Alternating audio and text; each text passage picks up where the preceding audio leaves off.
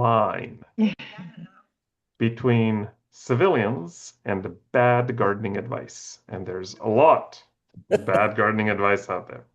So today we're going to talk about three things: planting, staking, and pruning of young trees. And my goal is twofold. One is to show you the research-based practices involved in planting, staking, and pruning of young trees.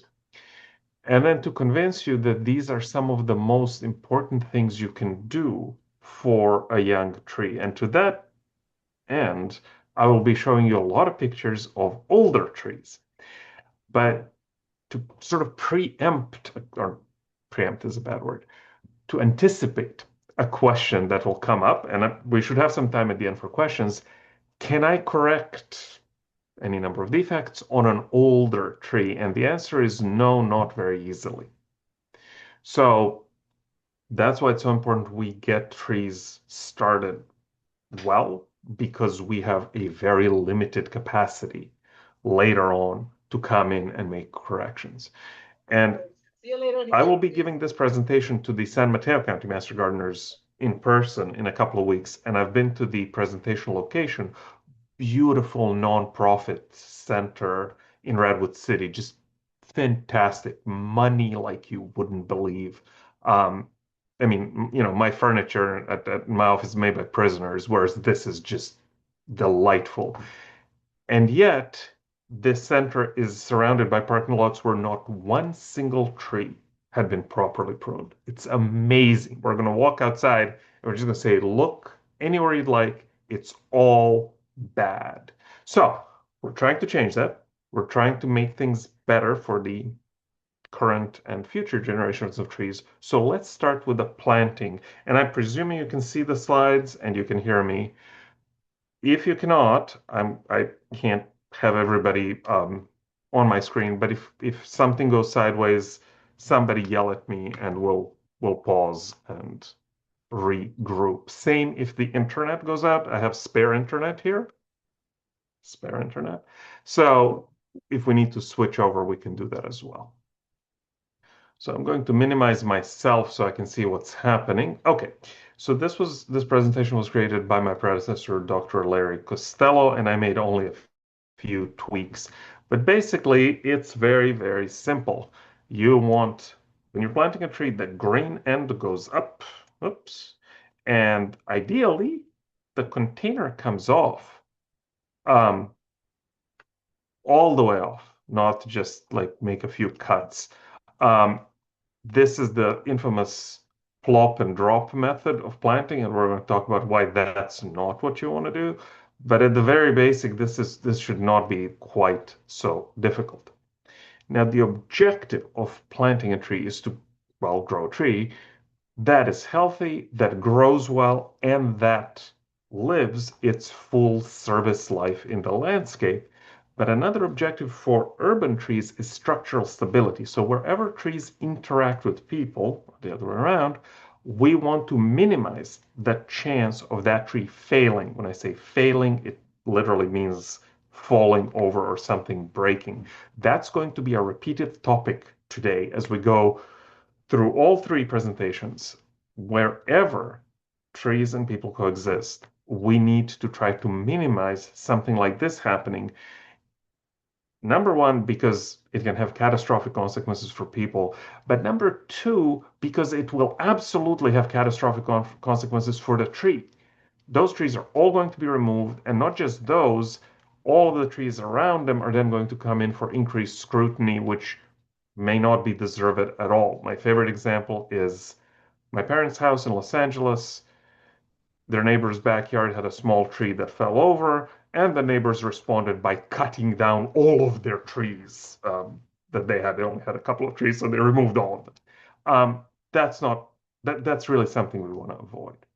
So, what does it mean to plant a tree well and to really consider what we're doing? So there's a few factors, and we're going to go through all of these. There's the issue of stock types and quality. Stock, in this case, means planting stock, so the tree you are planting. We will talk a little bit about soils. You will will have heard or will hear a lot more about soils in the Master Gardener training program, but I do want to emphasize some ideas on soil variability when it comes to planting trees. We'll talk about planting holes. Spoiler alert, don't dig too deep. So we'll go into that in much more detail because it's one of the most common mistakes and it's one that's pretty much impossible to correct later on. We'll talk about amendments. Again, spoiler alert, don't worry about them. And finally, we'll talk about watering and mulch. Again, something that gets ignored. The newly planted tree dies, people get very upset, and this is usually a simple misunderstanding of what a newly planted tree needs in contrast to what a mature established tree needs. The needs of this little guy here and this big guy over here are very different, so we'll talk about that. If you want to read more, the most current book is The Practical Science of Planting Trees. There is an older edition that is just as good.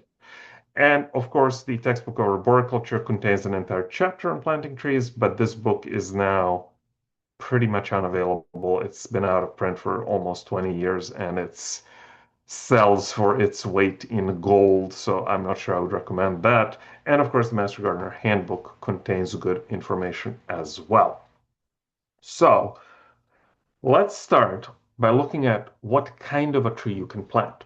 What do they look like when they come out of your nursery or giant box store? Well, there's basically there's two broad categories, and within those, there's going to be these three types. Trees can be grown and dug out of the field, and in that case, they can be supplied to you as bare root trees. That's often the case with fruit trees. Or that root ball that has been dug out of the field can be wrapped up in a burlap fabric and then made into a ball. This is the ball and burlap method, or B&B. However, west of the Mississippi, most of the trees you are going to handle will come out of a container, and that's called container stock. Containers come in a number of sizes. Very typical sizes are something like number 5, number 10, number 15 round containers, and those are roughly 5, 10, 15 gallons. That is roughly what you can handle as a human person. A 15-gallon container tree will weigh somewhere upwards of 70 pounds. So that's really what humans can handle without ending up with serious medical bills. Container trees have to be handled by some kind of mechanical device, crane or dolly, or this is something that's really too heavy for home gardeners to handle. And I'm going to try to convince you that these are typically a bad choice for home gardeners anyway. One of the key things, one of the key considerations is the condition of the root system. And remember, I said most of our trees come from containers, so there are some very specific problems that arise when trees are grown in a container, namely the kinked or circled or girdling roots. And I'll show you a bunch of pictures of these. The problem arises when roots hit the container wall and then just wrap around it. Makes perfect sense. The problem is that trees don't have hands and they have no way of unfolding those circled, girdled, or kinked roots. And once those roots become, let's go back. Once those roots become woody like this, there is no way for them to now unfold and spread out. This is a defect, and it's a defect that has to be corrected at the time of planting. You have to correct that defect at the time of planting. If you do not, then this tree will grow with this sort of kinked up root system. These roots will never expand. They will just get thicker and thicker and thicker and eventually create a potential failure point. So this is one of the critical things we have to do when we're planting container trees. We have to make sure that the roots, in fact, are pointed outwards and not in some direction other than outwards. The and you go to the back of the lot where the clearance section is, and you're like, wow, look at how big these are. And they're like $27. Wow, I'm buying those. That's a good deal right there. No, it's the worst possible deal because this basically guarantees that it'll have circled, girdled, or kinked roots. It's pretty much a guarantee. So we'll talk a little bit more about what young trees should look like when we get to pruning. But whenever you have a tree that is disproportionately large for the container it's in, that's a warning sign that you're going to encounter girdling roots. Can you correct girdling or circling roots? Yes, I will show you several pictures. You basically have two options. So I'll just kind of give you the basic idea now, and we'll look at some pictures later.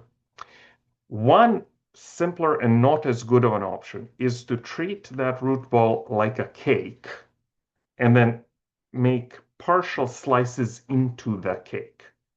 Is that reasonably clear what I mean? So if you're looking down the stem of the tree, you're looking at the top of the cake, and you're just going to make these partial slices into the cake. What that does, imagine my arm is a circling root. You're, say, cutting that circling root right here where my watch is. Okay, so instead of the root now circling around, what's going to happen when new roots arise, they will arise from the cut point. They will arise, some of them will arise outward, moving really towards the screen, towards the camera, right? That's good. But it's not as good as treating that root ball as a pineapple. Think about a pineapple, how you shave off the outer layer of a pineapple in order to eat a pineapple, right? That you cut off that rind. If you think of a root ball like that, then what you're doing, again, my arm being the circling roots, you would cut it off at the elbow. In that case, when new roots arise, remember roots will arise at that cut point, they all will point outwards. That's your goal. Your goal is for any of the new roots that are arising to point outward away from the stem. So we'll see some pictures that I think it'll become clearer. What you cannot do is just whack whoops, let's go back. You cannot just whack the root ball with a shovel in hopes that that'll loosen the soil, loosen the roots, and we're good to go. No, right? Again, those have to be corrected, and we'll talk more about what that looks like.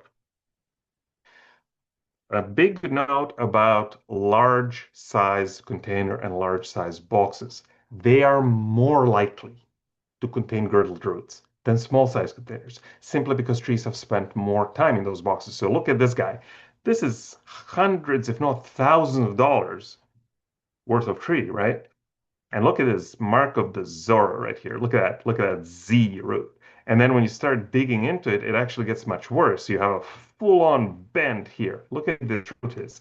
When you make this cut, you will have severed thousands of small roots. You have to do it, by the way.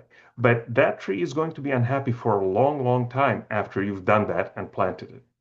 And so the bottom line is big containers, and we'll talk more about this when we talk about watering and water requirements. Trees in big containers will have a harder time establishing the landscape.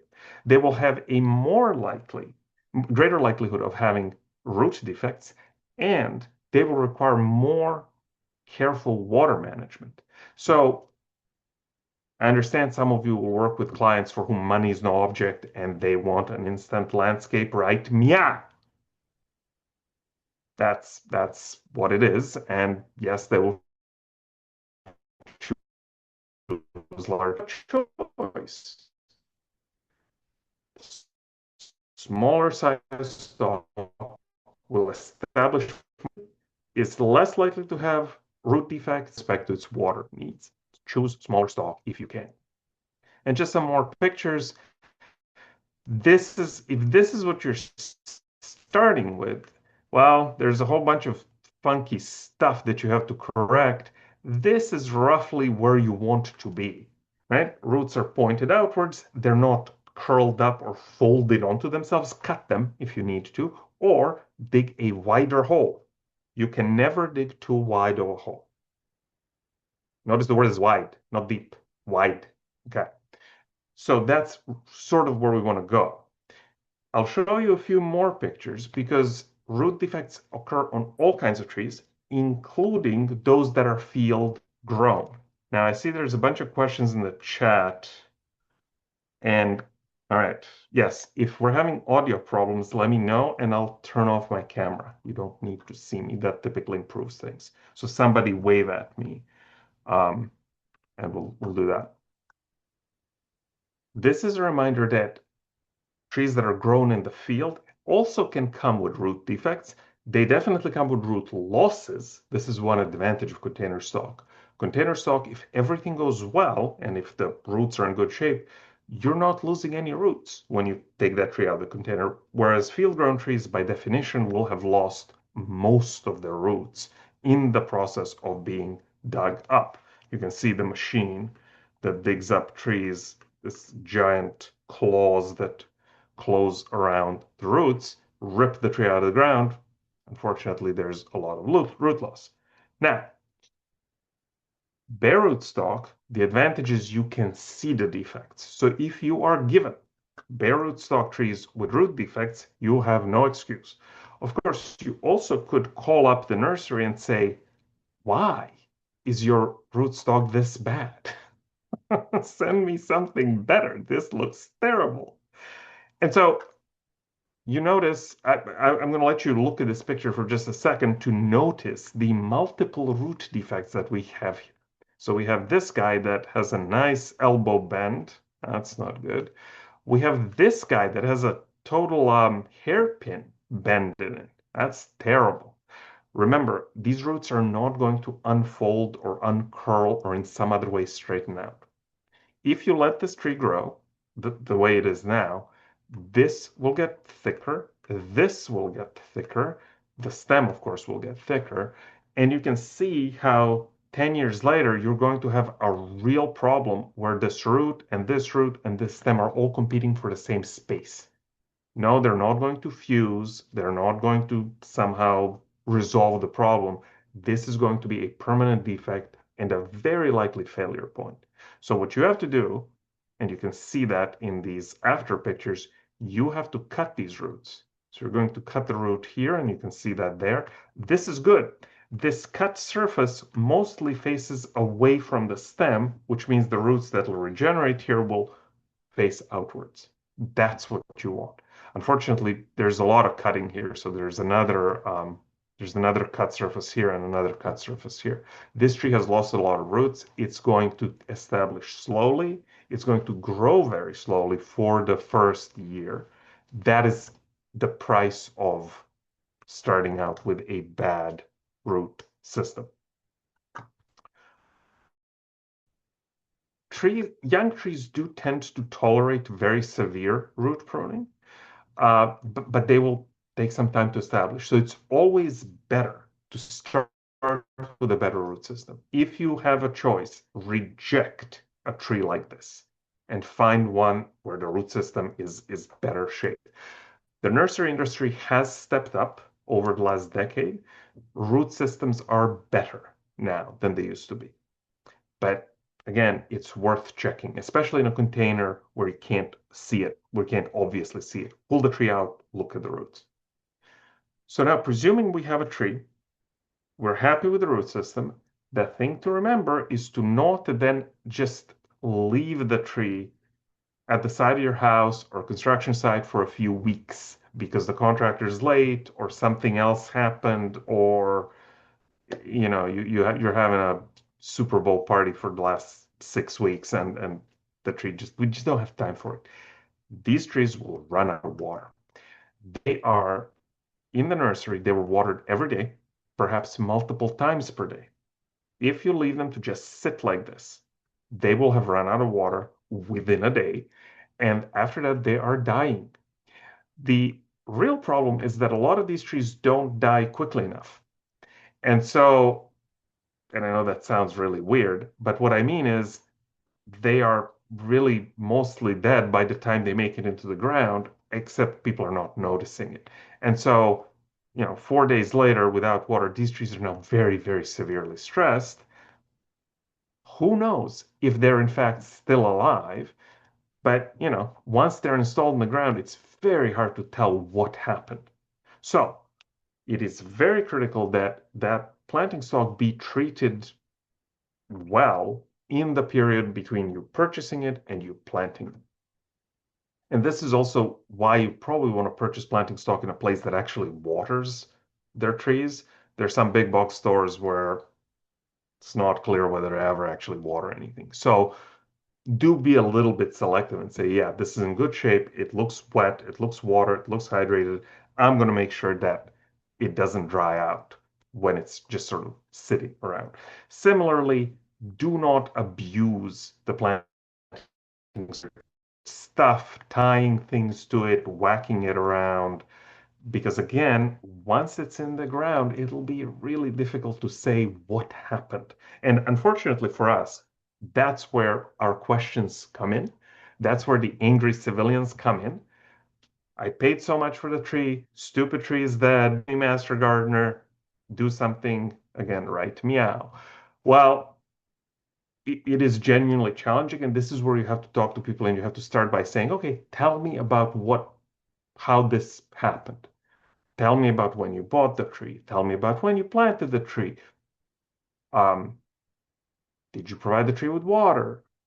You always want to pause a little bit to give them a moment to like put together their lies, and then begin the conversation.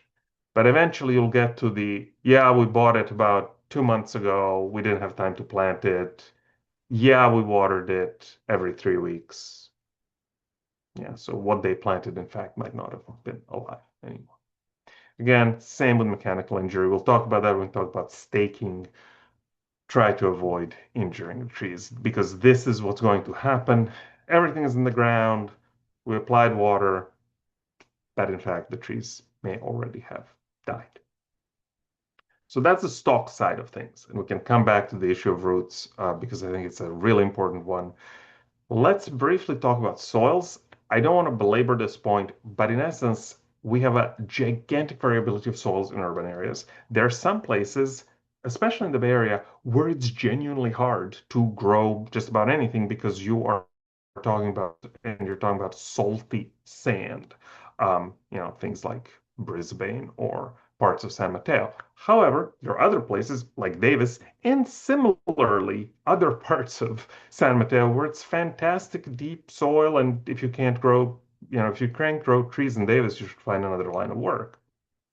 When we're talking about soils, there are two things I really want you to remember. One is we just need to create and maintain reasonably okay conditions. We're not going for perfect here because we're not trying to grow crops with a yield, right? We're not trying to grow grapes and optimize the yield and flavor and sugar and all that.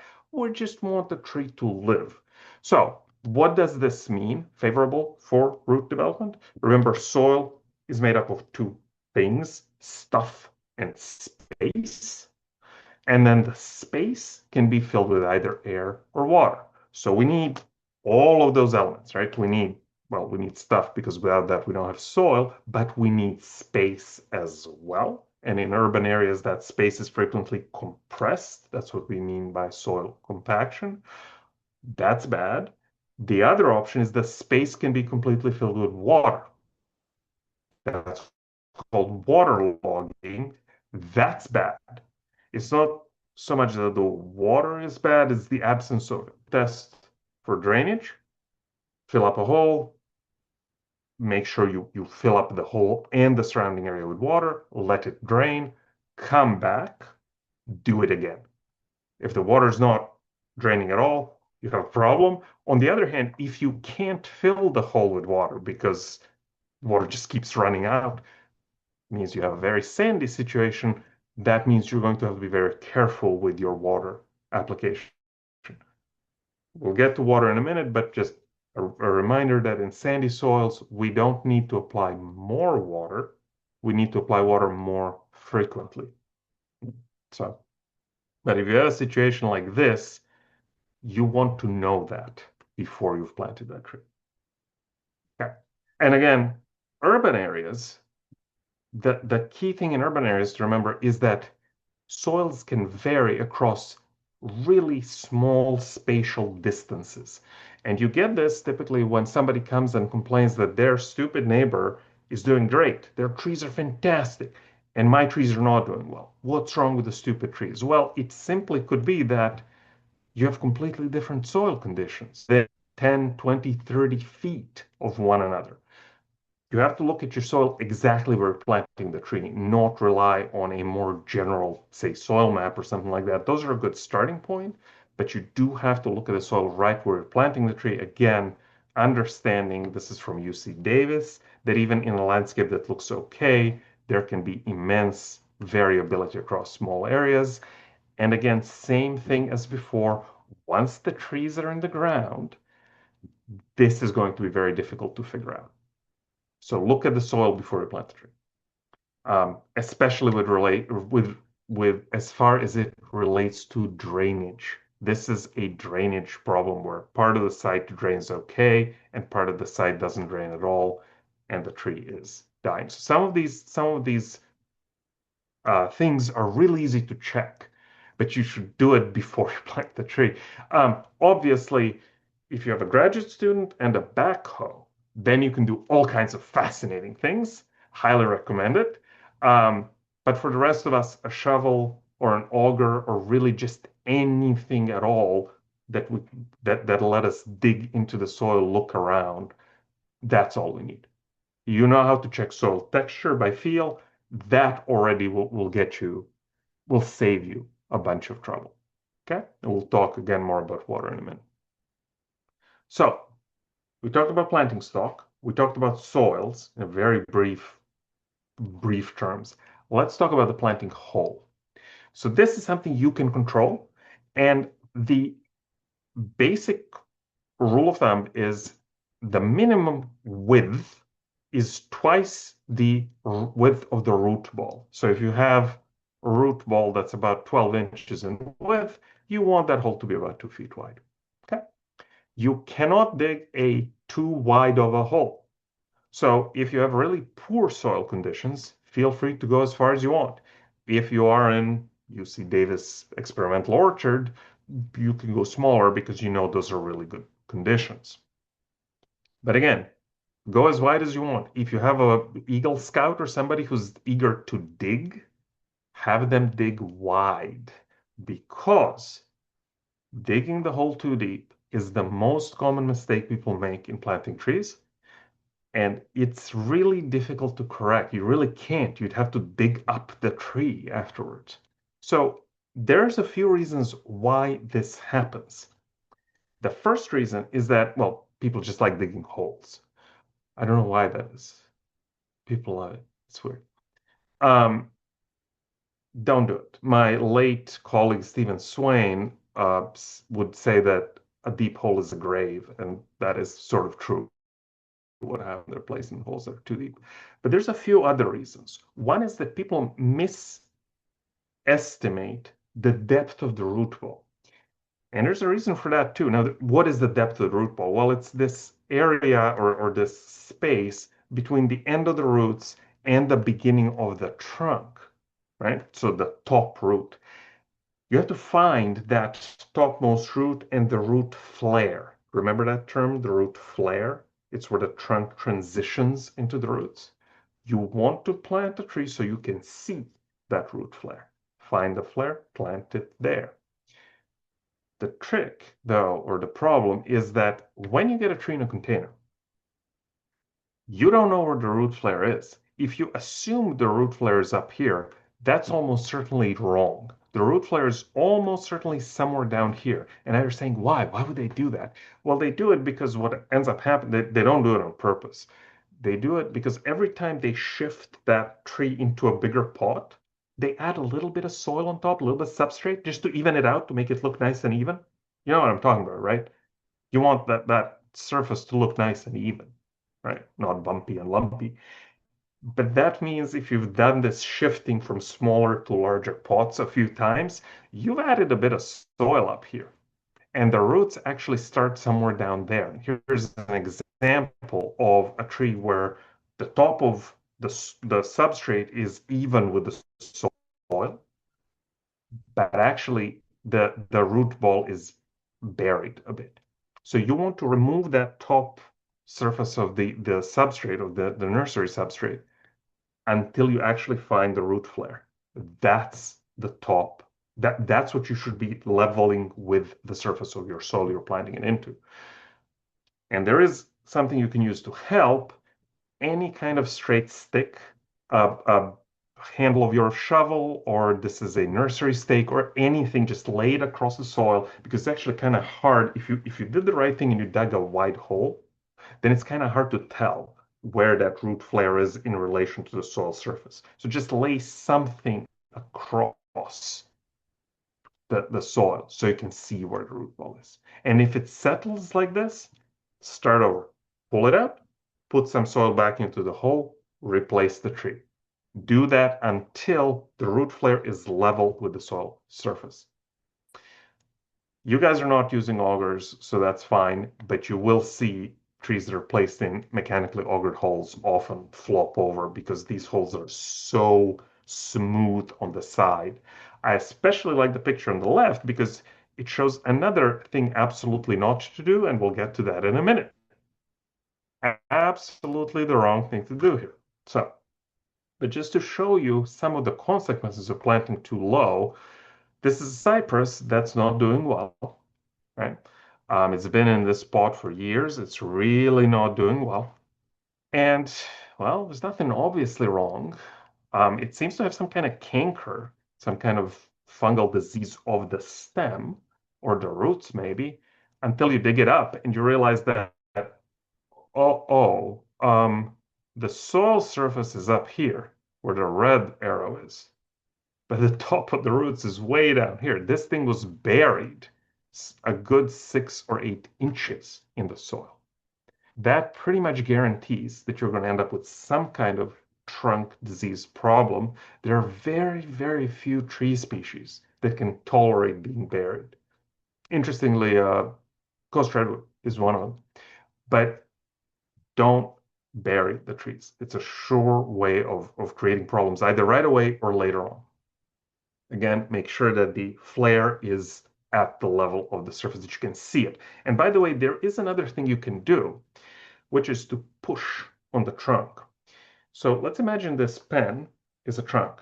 So if you're looking at it, at your trunk, and it looks like this pen, you can't see any flare, that's a good indication that it's too low, right? You should be able to see the flare up here. Well, there's no flare. It looks like a pencil. The other thing is push on the trunk. If you push on the trunk and then look down at the stem and you can see that hole opening up, you know that the tree is pivoting below the ground surface and is just pushing the soil away from itself. That's a very good indication that, in fact, it's too low. It should be sitting at the soil level and pivoting at that soil level. Does that make sense? But if you're not sure what I mean, go stick a pencil into one of your flower pots and push on it, and you'll see it move soil away. It's like, yeah, because it's pivoting below the soil surface. That's not what we want. It is better, although I'm not encouraging you to do this, to plant a tree too high. If you plant a tree too high, what's going to happen is you're going to trip on the roots, at least for the first couple of years. Eventually, things tend to settle in fine. So, and it also looks kind of weird. I have pictures of my friend's house. They've had a street tree that was planted too high, and for the first 5 years, it just looked really odd. It looked like it was on stilts. Now you can't even tell, and the tree's doing great. Again, I'm not encouraging you to do this, but higher is better than lower. Okay, so that's the planting hole discussion. As wide as you want, but no deeper than the root ball. And for that, you have to find actually where your root ball is. Amending the backfill. No. In other words, should you put special Igor's mix, which will be available to you after this class for $29.95 plus shipping and handling. Special mix, magic potions, secret blends. No. In particular by Professor Dick Harris, who wrote the arboriculture textbook, where just about nothing he had done had any effect. None of the amendments he added had much of an effect. Now, I'm not saying it will not have any effect, especially if you're planting trees that you expect to harvest later, something like a fruit tree. But if you think about it, the small amount of any kind of fertilizer amendment, this conditioner that you can put into that hole is really going to be dwarfed by the volume of soil that the tree roots will have access to. So with home gardeners, I don't much care if they spend their money on things that don't really work. For public situations, and I work with public agencies a lot, I do care.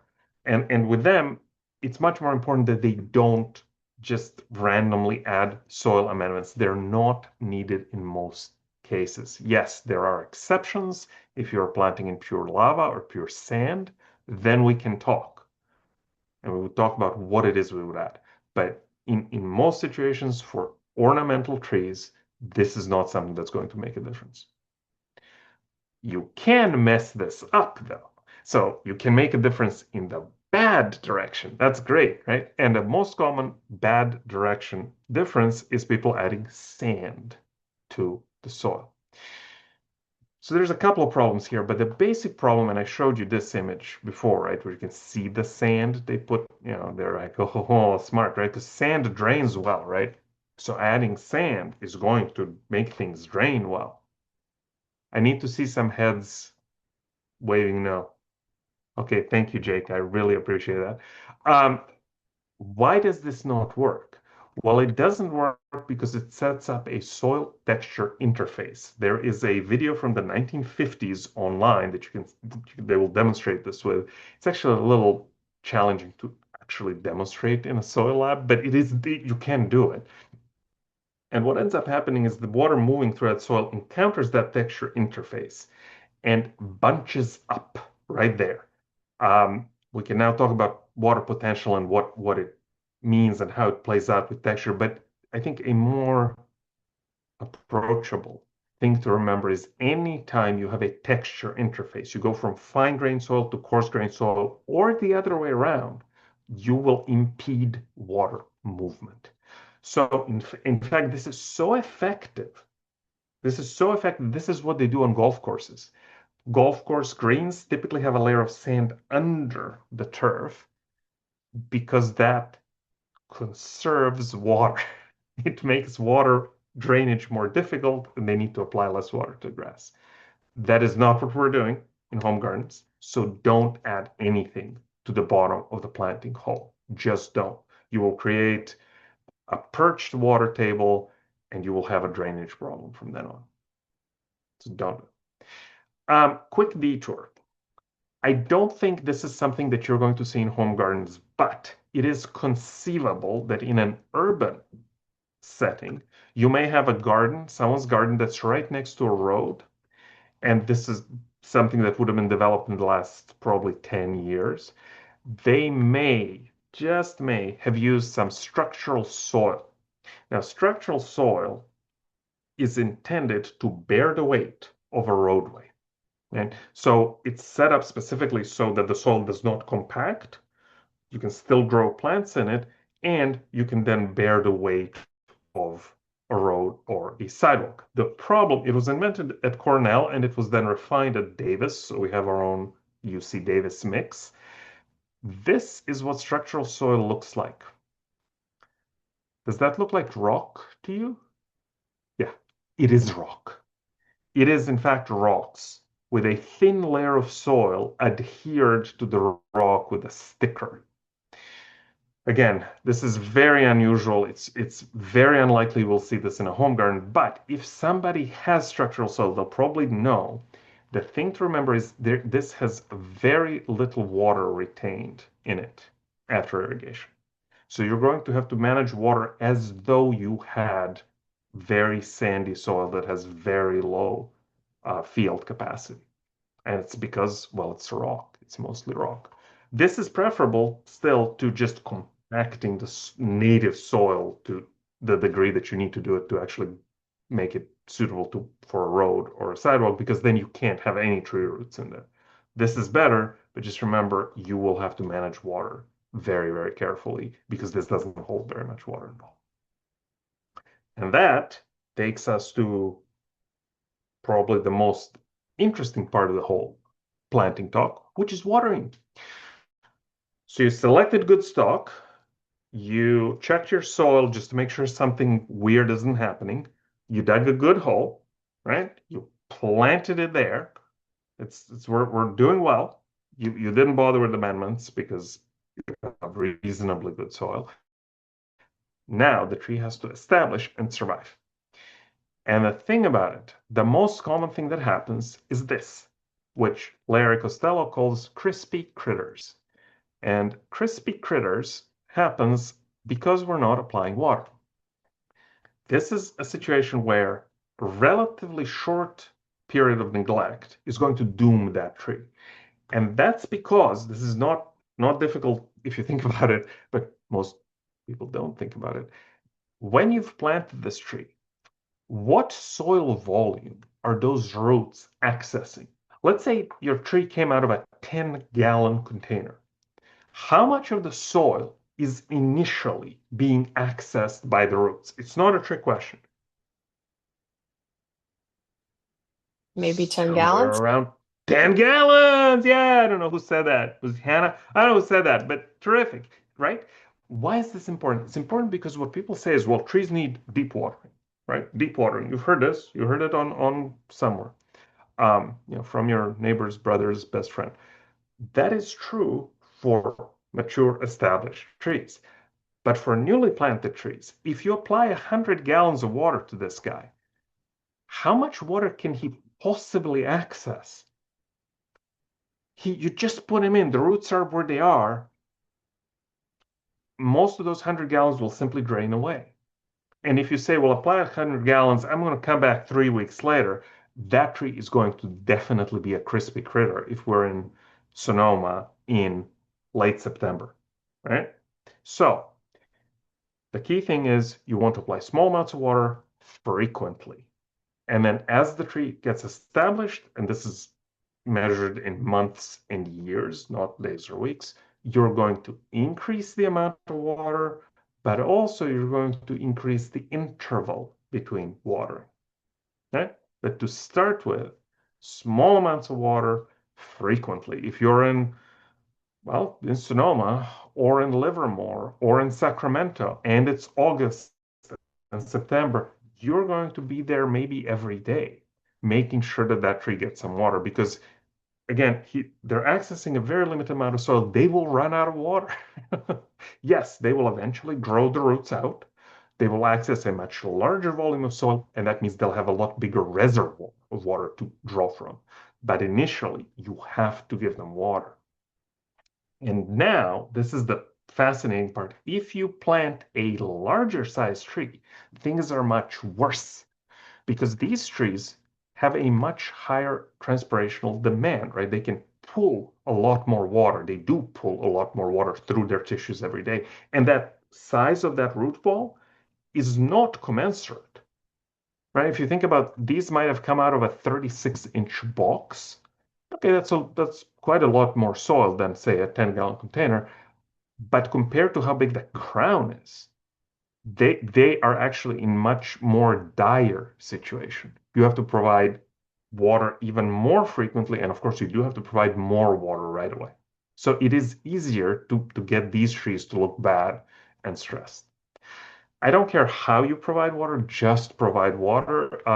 These things are called watering bags, and by the way, these trees are way too big to for somebody to be using watering bags. It's kind of hilarious.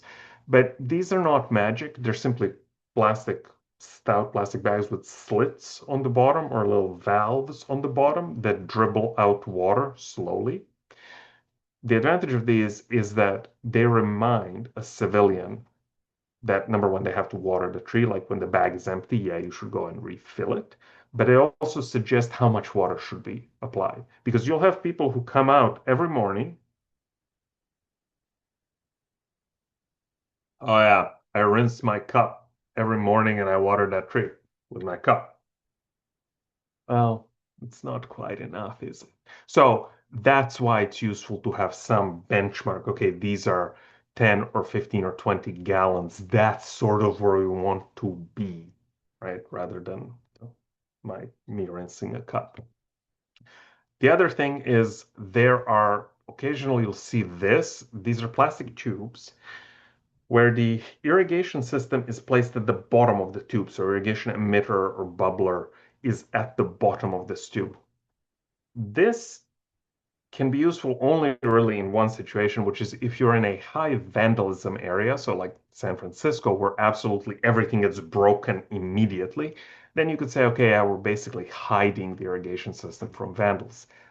But for everybody else, this is a really bad choice because you are putting water too deep in the soil profile.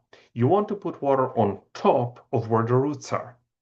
This is another one of those things that people have a little bit of trouble with, which is water in the when it's applied to soil moves down. Does it move laterally? Sure, it moves a little to the side, but it mostly moves down. It does. It really does. It just goes down. So if the roots are here, and they are here because you just planted the tree, you want to apply water to the top of that soil and let gravity do the work for you. Applying water further in the soil profile, you're always risking applying water below where the actual roots are. Okay, so just do the simplest thing and it'll work better than any of this. Turf. This is another one of those things that Professor Harris figured out many decades ago and nobody believes, and I'm just tired of even arguing with people about it. But the basic rule is grass competes for both water and nutrients really well, right? That's why we like grass. But if you stick grass right next to a newly planted tree, that tree will grow more established and grow more slowly. So if you can keep an area as wide as you can, free of turf around newly planted trees, you'll have better establishment and better growth, right? In contrast, you should apply mulch. Now, mulch is very different from something like compost. Mulch is not a soil amendment. It is something we apply to the top of the soil. What mulch does is it keeps the soil cooler, which is important in our climate.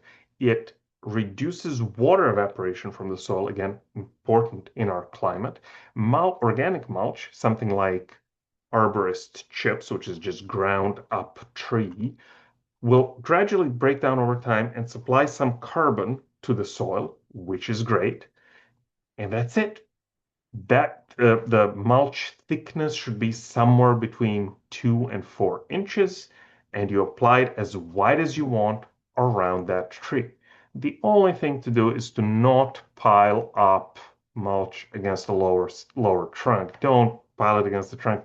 There's a little bit of evidence that if you have this much mulch piled up against the trunk, you are risking uh, decay and diseases.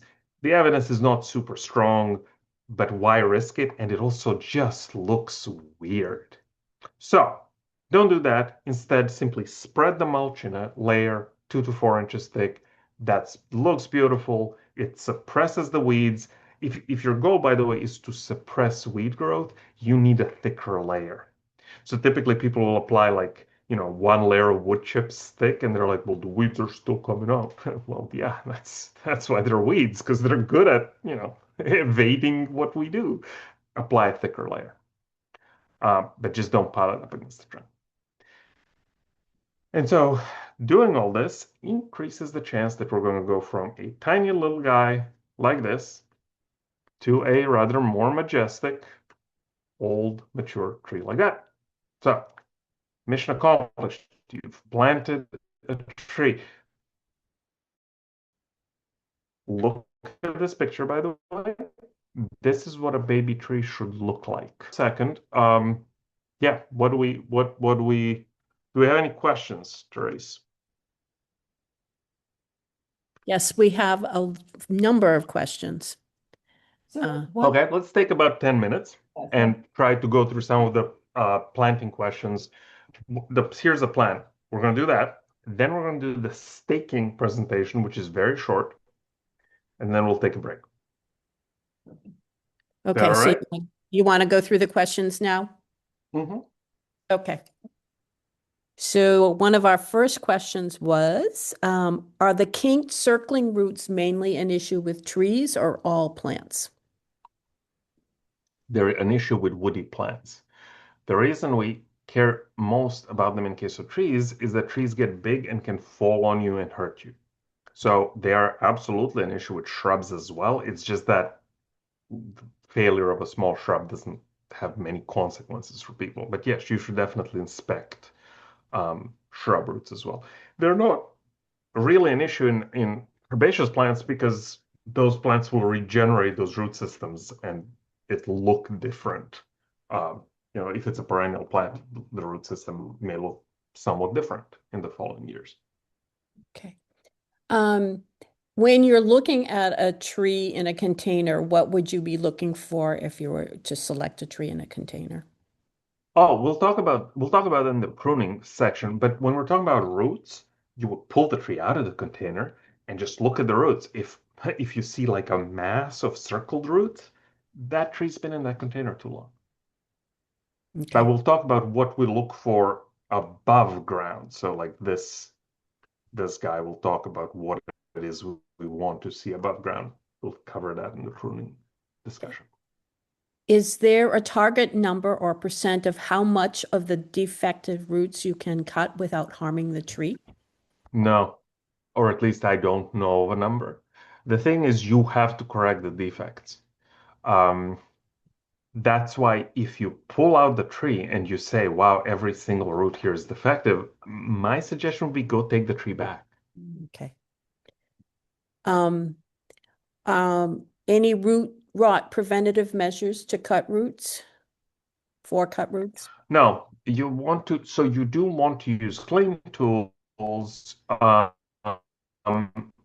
you want to, if you're doing this, you have washed off the soil off the roots, or at least brushed the soil off the roots. There's not a whole lot you can really do. No, don't apply any kind of paints or again, magic potions, salves, none of that. You do want, because from that cut surface, let's imagine this is the cut surface, that's where the new roots are going to regenerate from. It's a little different from pruning branches, which we're going to talk about. So you really don't want to cover that cut surface. That's where your new roots are going to come out of. Okay, and there was a question about soaking the roots to sort of untangle them and spread them out. Do you do that with fruit trees as well as ornamentals? Yeah, you can do that. You can absolutely do that. That is a method that Linda Chucker Scott recommends, and she has really nice videos that show how to do that. I like that idea, but it's a lot of work. So if you are, in fact, a gardening enthusiast and you want to do that, absolutely 100%. It'll really let you examine the roots, yeah. And you may discover that there's a whole bunch of like tied together roots that will do a lot better if you cut them. Yeah. Okay. And then there was a question about gopher baskets that they're very deep. They're often not wide. And here we have many gophers. Yeah, I wish I had like a really snappy, straightforward answer. I don't.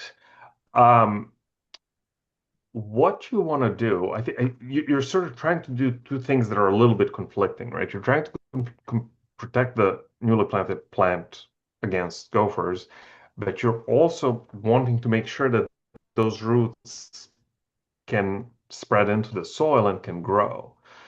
So, yeah, it's not, I mean, if you're using a really deep basket setup, that's fine. Just don't plant the tree that deep, right? Like make sure the tree still needs to be planted at the soil line, not any deeper than that.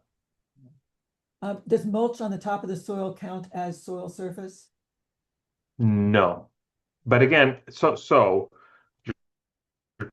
remember, too high is better than too low. So if you're telling me that you're going to, from now until forever, maintain a 4-inch layer of mulch on your soil, you can use that as your soil surface. You can say, this is going to be my soil surface. So the tree's going to sit a little high. You don't want the tree to look like it's on stilts, right? You don't want like the roots to kind of stand outside of the soil. But again, even that is probably not going to be a major problem long term. If you plant a tree too low, how long do you have to make changes? Well, the longer you wait, the more roots you're going to lose when you dig it up. So remember, you can dig up field-grown trees, right? They do that. That's the ball and burlap or bare root trees that they were dug out of the field. But the sooner you go and correct the problem, the better. There are other things you can do, although they're all very difficult. So if you have a tree that's somewhat older and you realize it's too low, yeah, you can recontour the soil in such a way as to not have it pile up against the trunk. But again, all of these other measures are more difficult than getting it in at the proper height. There were a couple questions about, volcano mulch, leave the volcanoes in Hawaii. Was that mulch placement incorrect was the question? And another one. Yes, this is wrong. This is wrong. Don't do that. Here's why. So first of all, you're risking the chance of something happening here on the trunk. The bark on the trunk and the bark on the roots is not the same, and we don't have a great sense of why. But roots are in the soil, and that's where they want to be. Whereas trunks are not in the soil; they do not want to be in the soil. So there's at least a little bit of evidence that this is harmful to the trunk. But the other thing is, I would much rather take this volume and spread it like out to here. Remember, the larger the grass-free area, the better the establishment and the better the growth of that tree. So just take right off the top, take these top 2 or 3 inches and spread them out here, and you'll have a much better outcome. Okay. Last question. I've seen a technique where folks are cutting the bottom 50% of the root ball for situations where they're root bound. Have you heard of this technique? How does it compare to the cake slicing technique? I haven't, but I would say so in commercial horticulture, right? There's all kinds of like time-saving techniques that may or may not be science-based, but they make sense in a commercial context because otherwise a tree would cost 3 times what it costs now just based on the labor. That's really not much of our concern, right? We're home gardeners, we're gardening enthusiasts. I would say do what you need to do to correct the root defects. The 2 methods I showed you are both less good than you actually going in, looking at the roots, and then cutting those roots that specifically need to be untangled. So I would say if you have time, and you do, and if you have the interest, then I hope you do, go in and do a very targeted root pruning. That's better than these sort of quicker methods. The cake method is my least favorite, to be honest with you. It's better than nothing, though. So if I'm talking to somebody who's been using the plop and drop method, plop, drop, the cake cutting is already a giant improvement over that. But for home gardeners, I think targeted approach is best. Okay, I think that's good for this round Good. of questions. We may have a couple more. Yep. Okie dokie. Let me stop sharing. Where are we? It's only been like 6 years of Zoom, and I'm still having trouble with this. All right. So now we're going to go into staking. All right, staking. So this is a very quick and dirty. Well, it's not dirty. It's quick and I hope funny. Look at tree staking. And let's share, and then we'll take a break. Screen. Can you see the staking? Not yet. Yes. Okay. All right. Yes. Excellent. So staking. Before you start doing this, and I just to point out how many little ties and flags and stuff they put on there. Before you start doing that, make sure that you know why you are staking a tree. And it's really not hard. Oh, by the way, yeah, we know what happened, right? Like, anybody think these are going to survive? Come on. You think they watered them? No. And by the way, they're exhibiting just about every mistake you can make here. This is the interesting part about this picture. So you'll see as we go through our presentation, it's worse than it looks. And of course, yeah, the trees are gone a few years later. This is San Francisco, so they could be gone for now. They did wrong. So why would you want to stake trees? There's really only 4 reasons, and really only 3 of those reasons are landscape reasons: support, anchorage, protection. And we'll talk about what each of those means. But unless you need support, anchorage, or protection, you don't need to stake your tree. The 4th reason is a little bit more, is a different category, which is the idea you may need to straighten the trunk of a tree. We'll talk about that separately, and we'll explain how that works. But again, for a landscape plant, if you don't need to support it, if you don't need to anchor it, if you don't need to protect it, then you don't need to stake it.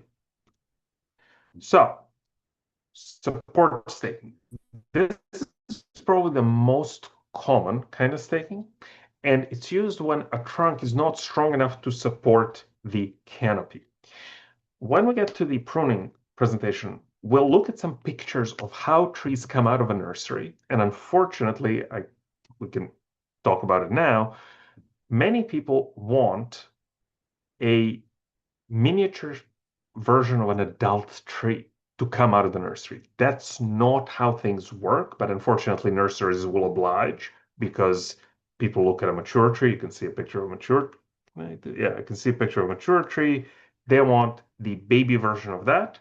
And unfortunately, the way this tree was pruned in the nursery, that trunk never developed enough caliper, it's the growth in girth, to support the crown. So when the nursery stake is removed, that trunk simply flops over. It can happen in small trees, but it can also happen in very large trees.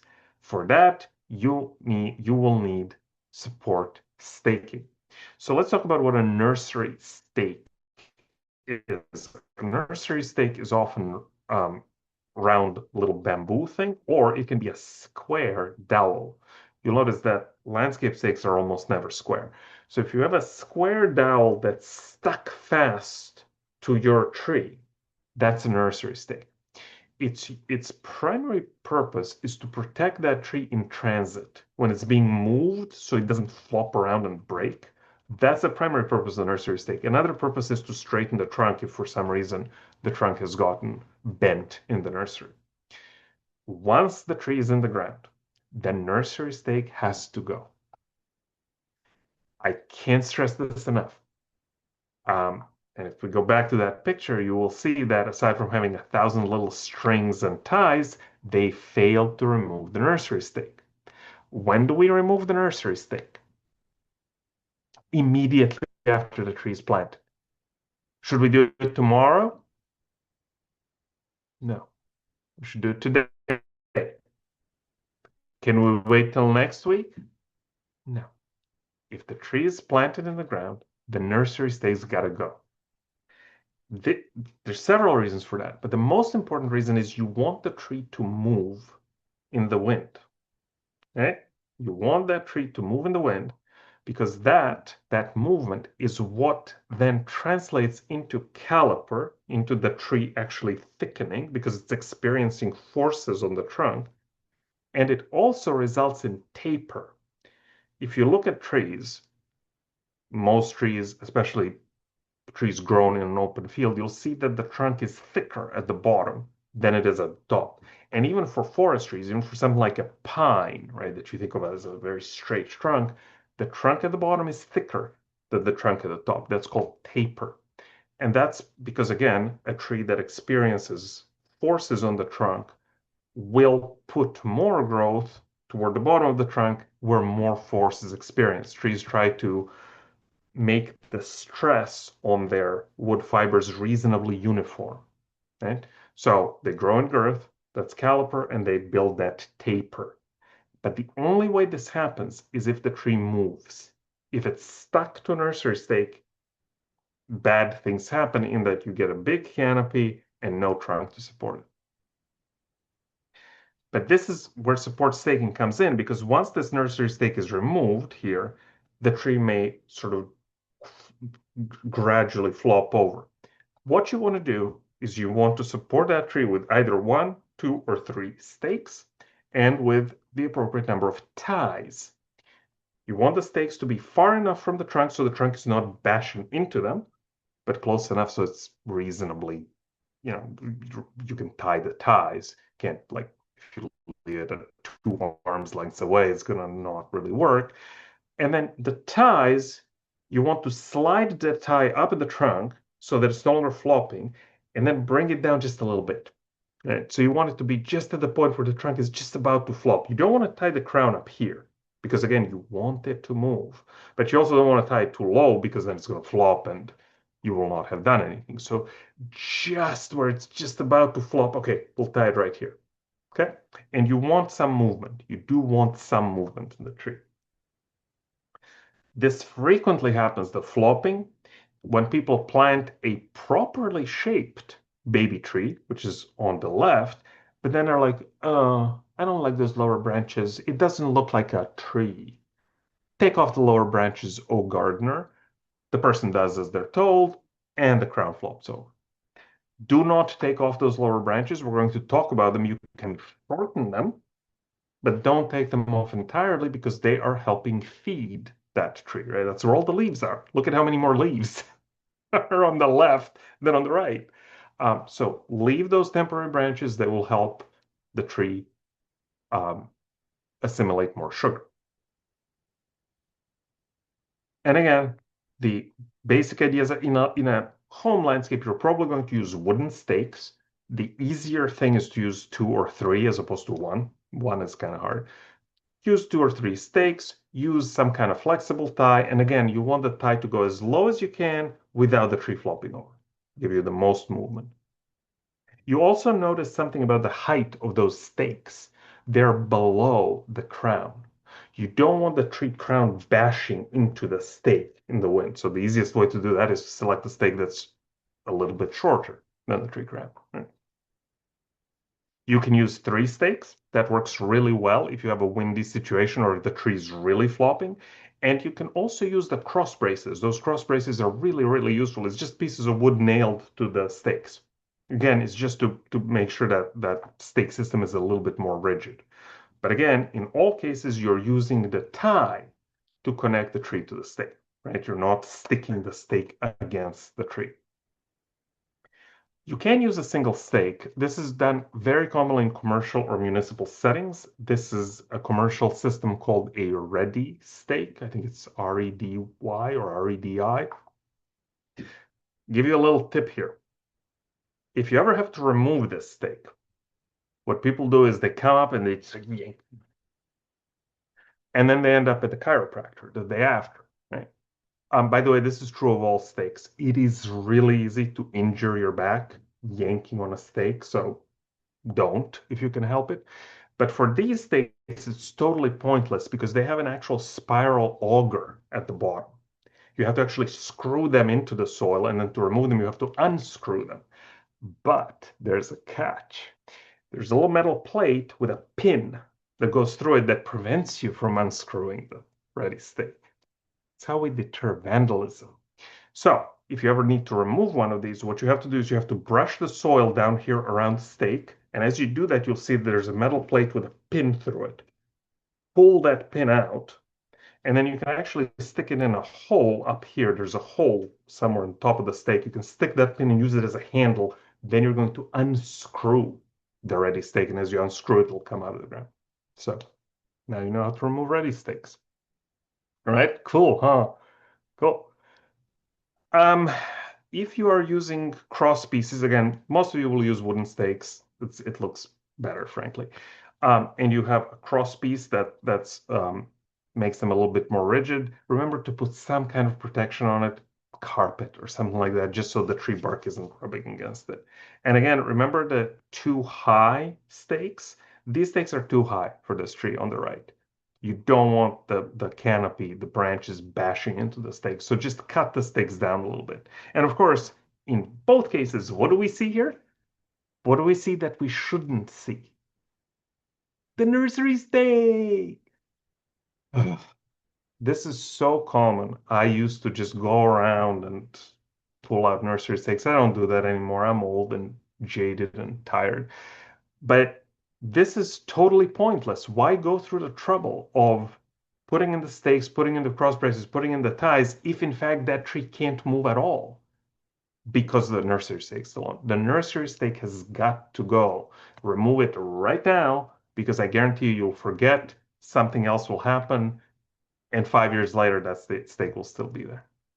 And so this is a good question. Does this look okay? Yeah, what do I get? Do I get head nods or do I get head shakes? What do I get? Look closely. Yeah, no, I should get some head shakes because you can see the stupid nursery stake. They put in so much effort. Look, those two stakes are good. They look good.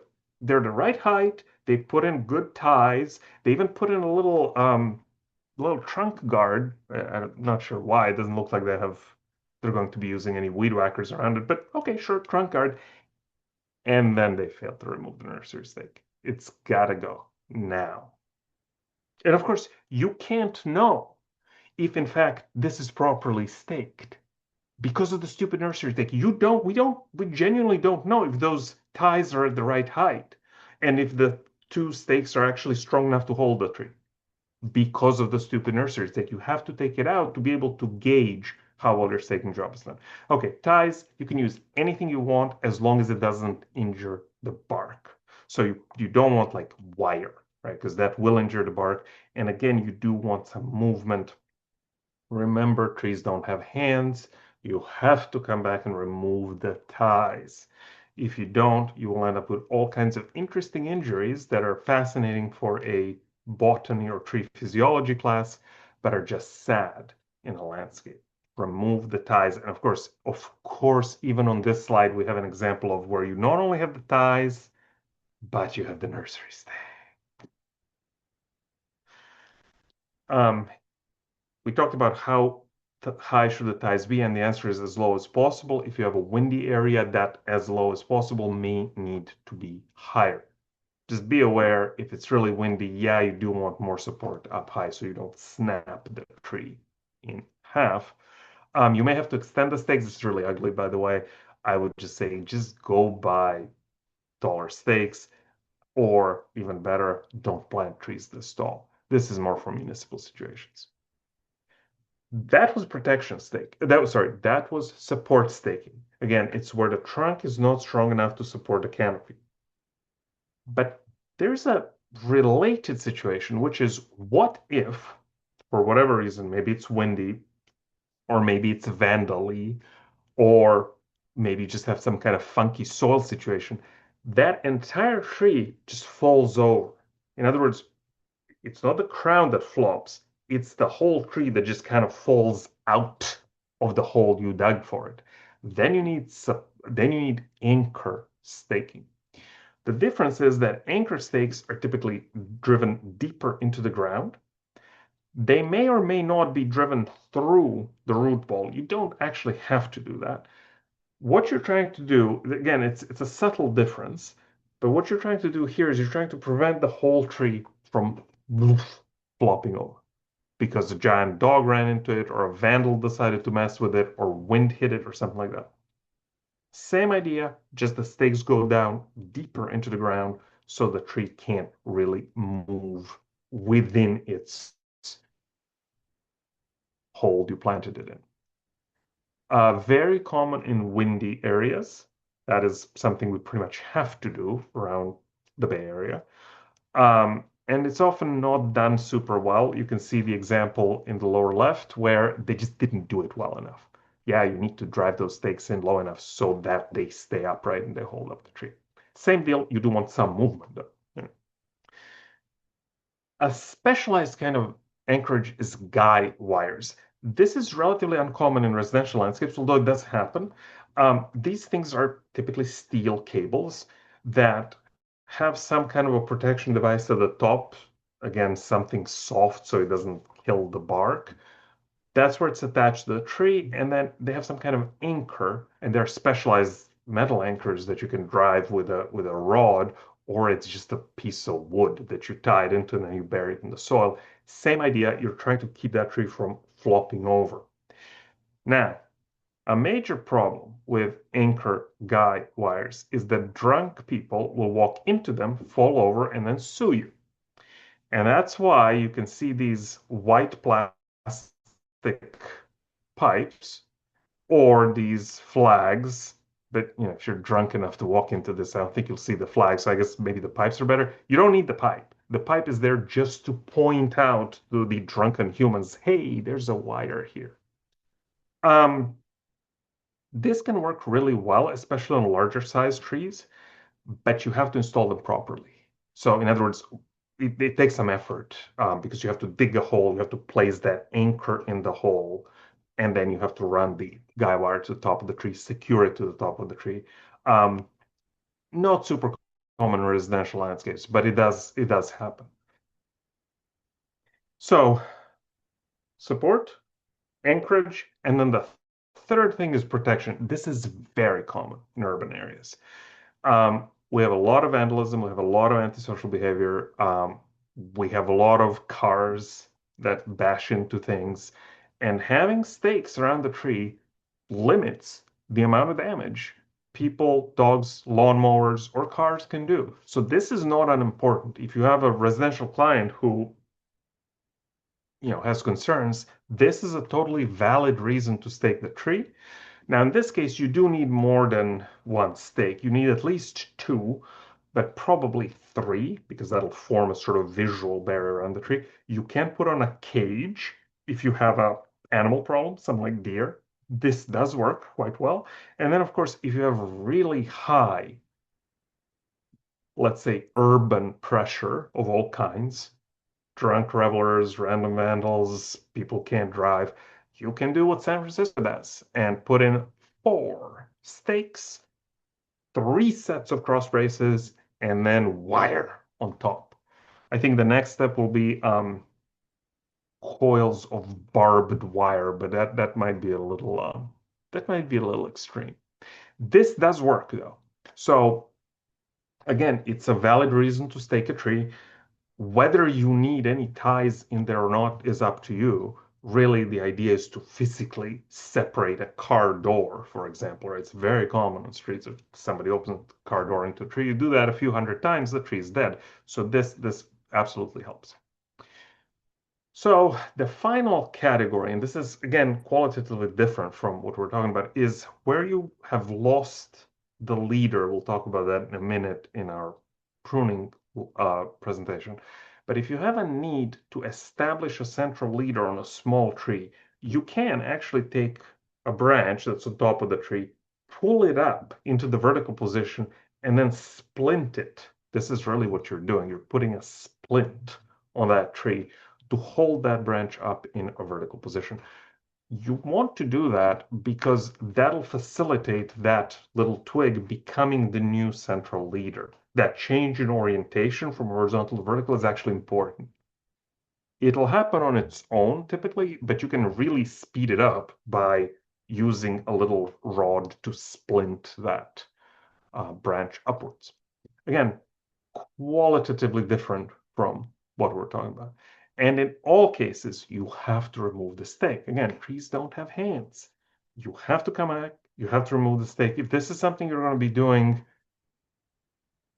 more than once, basically, you will want to invest in a little piece of gear called a stake puller, which makes it a little less likely that you're going to end up at a chiropractor the following day.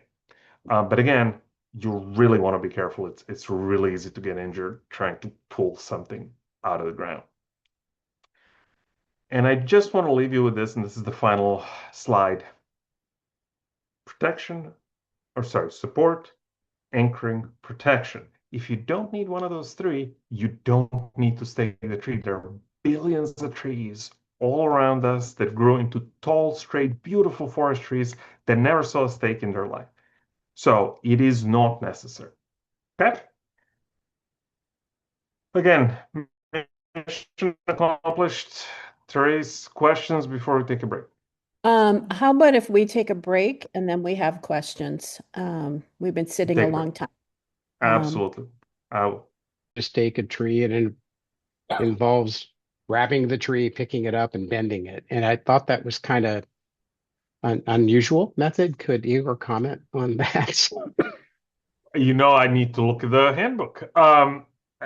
It's all the same idea, which is when you remove the stake, or if you hold up a tree, right, it'll flop over. If it's flopping over, again, most of forest trees don't ever flop over. I got a couple of trees in pots in my backyard that never had a stake. They're not doing anything.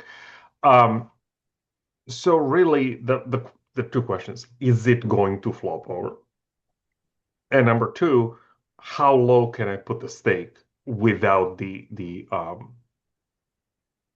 crown flopping over? And I truly don't know what's in the handbook. I really need to look at the thing again. What I typically do is I remove the nursery stake, I hold up the tree, and really there are two questions. Is it going to just drop out of its hole? Usually the answer is no for my situation. So then the question is, okay, so now we're in the support rather than anchorage discussion. Now, very often, yes, the crown is already leaning to one side quite dramatically. So then the question is, okay, can I slide my hand up the tree and feel at what point that crown or put the stake there? Or sorry, put the tie there. Okay. Do you want to ask about the other questions? Sure. There was a question about trying to straighten them.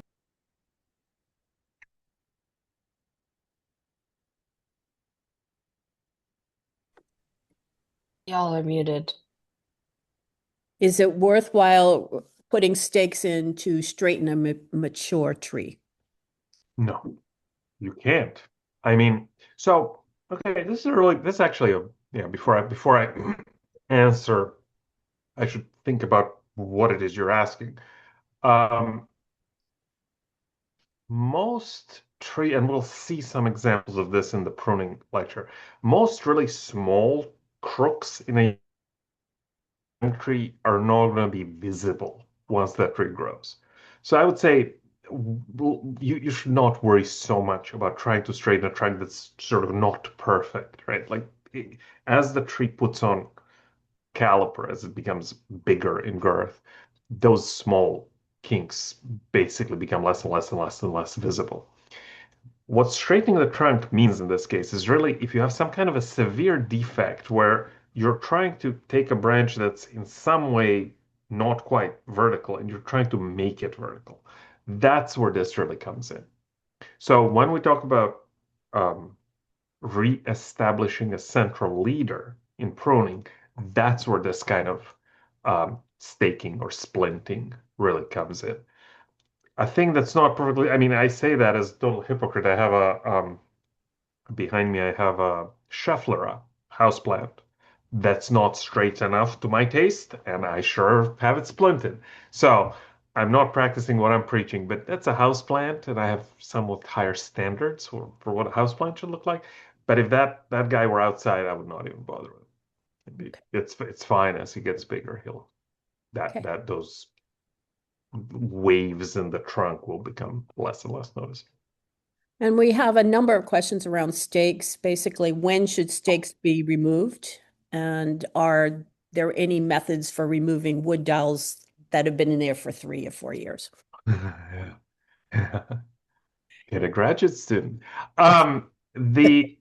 So yeah, after 3 or 4 years, you should definitely look and see if in fact the tree still needs it. The simple thing to do is to remove the tie and then look.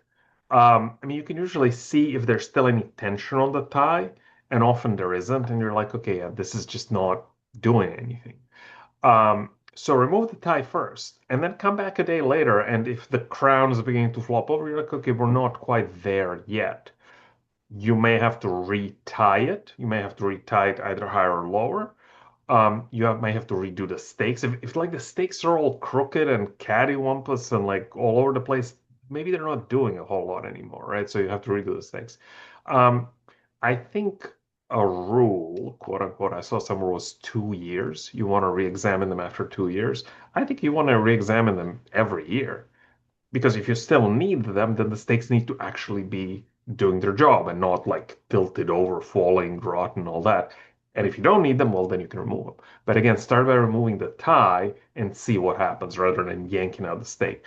Um, yanking out the stakes, there's not a super easy way to do it. You do want to rock the stake to allow it, some space before you start pulling on it. Because again, pulling on it really yeah, really tricky and potentially damaging. Again, if this is something you anticipate doing a lot, um, fake puller is something you might want to look up on Google, and it's just a metal lever essentially that kind of hooks onto the stake and lets you pull it out rather than you have to apply all the leverage.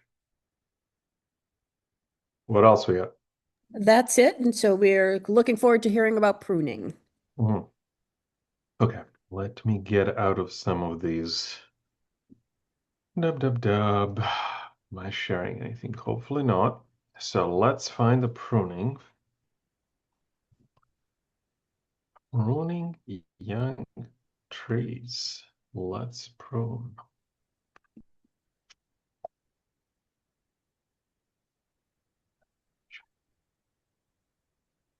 Display settings, and here we go. Screen number 1. Training young trees for structure and form. Okay, so I will note that this presentation has an accompanying video. Everybody loves videos, and the title of the video is exactly what you see on screen. So if you go to YouTube, and I'll show you the link later on, but if you go to YouTube and type those words in, you will get several videos. 2 of them are actually one from Larry Costello and one from Richard Harris. So 2 different eras in California arboriculture. They're both good, but it's actually Larry Costello and Ellen Shea, who's an expert arborist, and they make a great team. It's a wonderful video. I strongly recommend you watch it. It's about 20 minutes, which should give you an idea that this is not something you can explain in like 60 seconds or less. But the point of this entire presentation and the video is that this is what we want to avoid. Most trees in the landscape were not properly pruned when they were young. As a result, they developed bad structure, and we'll talk about what that means. And now we're stuck with trees that have a higher failure potential, that will have a shorter lifespan in the landscape, and they'll cost more to maintain. So it's just bad news all around that we could have prevented with formative pruning when those trees were young, or structural pruning. I will use those terms interchangeably, but that's what we're talking about today, structural pruning. And so let's just look at some bad trees. Cottonwoods. These trees are typical in that they have multiple competing leaders, right? These are all leaders that are competing with one another. None of them are going to win, but they will create these very weak unions that will split apart and fail. How about some calorie pairs? Again, same deal. Multiple competing leaders, very narrow angles of attachment. Narrow meaning close together. Again, as these trunks grow, they will get thicker and thicker, and they will wrench themselves apart. There is a flip side to this. A lot of times trees that are pruned horribly. This is against every professional standard and every professional best management practice. So if you see this, you know the person doesn't know what they're doing. And not only would I not pay for a job like this, I would sue somebody who damaged my tree in this fashion. The thing about it is trees that start off with poor structure like this end up with poor structure, something like this. And the problem is that at this stage, we can do something about it. Namely, we can remove these competing leaders and we can reestablish one central leader. At this stage, the problem is that each of these competing leaders contains a lot of stored energy. Remember that trees take up energy from the sun, that's photosynthesis, right? They convert CO2 and water into sugar. And then they store that sugar for future purposes. You can make new leaves, you can grow new stems, you can make new roots, you can make secondary compounds that allow you to defend yourself from insects and diseases. And all of that sugar is actually stored as starch in large branches. So if you remove half of these large, or not half, like 3/4 of them, because you're trying to reestablish a central leader, you will have removed most of that tree's energy reserve, and I can pretty much guarantee that that tree is going to begin to decline and die because it has a large amount of tissue under the bark, that's the cambium, which it has to feed, and you've just taken out most of its food storage. So at this stage, we don't have any good options. And indeed, when you're in this stage, it's really difficult to correct these poor structural problems.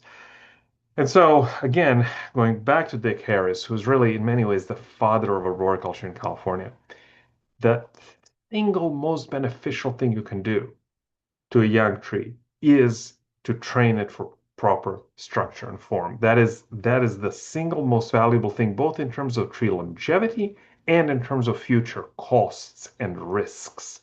And this is because trained trees are structurally stronger than untrained trees, and they're less likely to fail.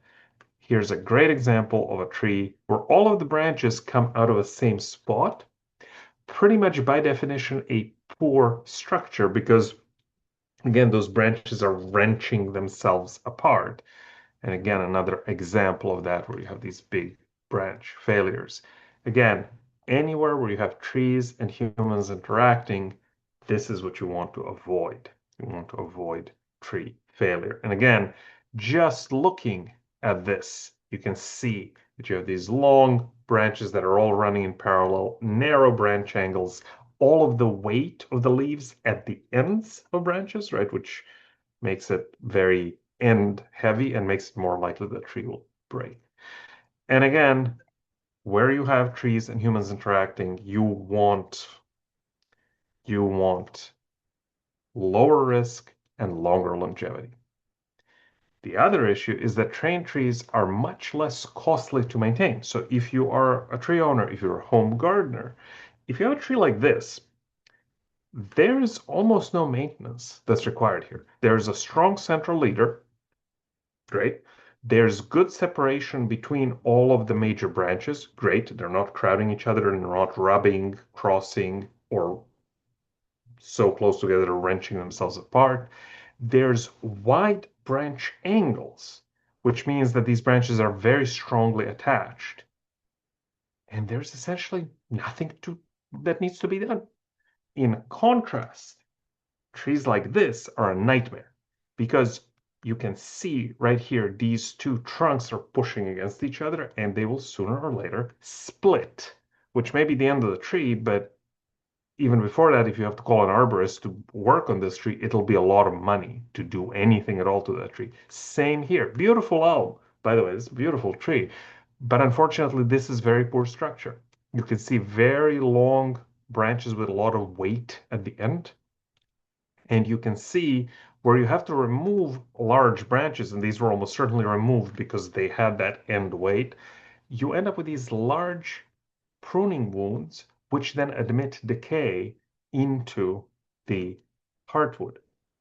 You can actually sort of see it if you look at the shape of this tree. You can see how it isn't circular, and that's because there's an internal defect that the tree is trying to work around. So, again, this is for professional arborists. The question is, which would you rather maintain? A tree like this that essentially requires no work at all, or something like this where everything that could be wrong with it is wrong with it. And I'm not saying this tree is unattractive. There's something very interesting about it, but it's a nightmare to work with. And of course, in San Francisco, these are pictures of the famous ficuses in San Francisco that unfortunately have developed these very difficult to work on structures. And the best you can do, maybe something like this, which is a disaster. This is a total disaster for those trees, but that may be the only thing you can do. And even if you have all the money in the world, and this is Danville, they do have all the money in the world. Even then, I think it's fair to ask, well, if we had done a better job structuring this tree when it was young, we wouldn't need to build an entire very, very heavy duty cage around it. I don't think this looks all that nice, to be honest. And we would have less of a risk of that tree failing. So, and that's what we mean by saying trained trees have greater potential to be longer lived than untrained trees. Both because when something like this happens, you're now this is a failure. It's this parallel trunk that failed. Now you're going to end up with wood decay here, and that tree is going to eventually break and die. But in a landscape, you don't even need to wait that long. Here's a ficus that failed. San Francisco, a large part of that tree failed. Now, do you see that saran wrap here? I know why the saran wrap is there. The saran wrap is holding a bright red piece of paper on the other side. That's a notice of removal. So this tree is going to be removed. It could live another, I don't know, 50, 100 years, but the city cannot take the risk of the rest of that tree failing. And so, again, in a situation where humans and trees interact, a big failure like this is almost always going to trigger removal because of elevated risk of failure. That's, you don't want to wait for something like this to happen. It's really quite spectacular. So, we want to prune young trees structurally in order to improve structural strength, reduce maintenance costs, and increase tree longevity. And we do that by creating the strongest tree structure. And I'm going to show you how to do that, but this is a good start. This little guy is actually a good example of a reasonably good start. We will see that a lot of the mistakes or a lot of the poor pruning practices unfortunately begin in the nursery because humans insist on getting baby trees from nursery that have the same proportion as mature trees. So I leave it to you to imagine in your mind's eye a human baby with the same proportion as a human adult. That would be really scary, right? Right? It's not the same thing. Baby humans and adult humans don't look the same. And so just a reminder, baby trees have very different shapes and proportions than mature trees. That's how it should be. So let's talk about what we're going to do. We're going to start by removing broken, dead, dying, diseased, or damaged branches. Anything that's rubbing, crossing, is busted. You can do this anytime. Dead branches are not going to magically come back to life. There's no reason to wait. The second step is to select and then establish a central leader. And we'll talk about what that means. The third step is to select and establish the lowest permanent branch. It's exactly what it sounds like. This is going to 100% depend on your use of that tree at that site. And just a reminder, branches don't move up. This is a real revelation for a lot of our home gardening friends. If a branch is at 4 feet height today and that tree grows 2 feet a year, where's the branch going to be in 10 years? At 4 feet. It's not going to move up. It will get thicker, so it'll actually kind of move down a little bit. Fourth step, you will do the same. You'll select the major branches going up the tree. And then your final step is to select any temporary branches that are lower than the lowest permanent branch. And we'll talk about that. But the basic idea there is you don't necessarily want to remove all the temporary branches because they hold up leaves, which helps the tree captures sunlight, but you do want to make sure that those branches stop growing so that the growth is redirected up into the canopy. The pruning approach that I'm describing applies to just about everything. It applies to both deciduous and evergreen broadleaf trees. It applies to conifers. It applies to desert trees. It applies to just about everything other than trees that are intentionally pruned to have multiple stems. Those are almost always very small, very specific specimen or focal trees. So something like a saucer magnolia, those are usually not very large. And, this is an architectural style. Okay, if that's what you're going for intentionally, fine. Similarly, if you are intentionally going for the pollarded trees, this is pollarding. You can see this is of course San Francisco, but you can see this on many college campuses. It is a very labor-intensive method of reducing tree branch length to the same point each and every year. Those points eventually thicken into these big knobs that sometimes are called cat's heads. I think it sounds better in French. And this keeps trees small. Again, it's a specialty pruning method. We can discuss it. The thing to remember is you have to start when the tree is young, and you can never, ever, ever let them go. So this can be quite useful, but it's very specific, and it's not something you just do on a whim. And of course, do not try this on palms, because palms have a single growing point, which is that heart of palm. It's up. The single growing point up here, and if you damage that growing point, that palm is dead. And of course, if you want to be funny, yeah, you can try it on cacti. Don't try it on cacti. Does not apply.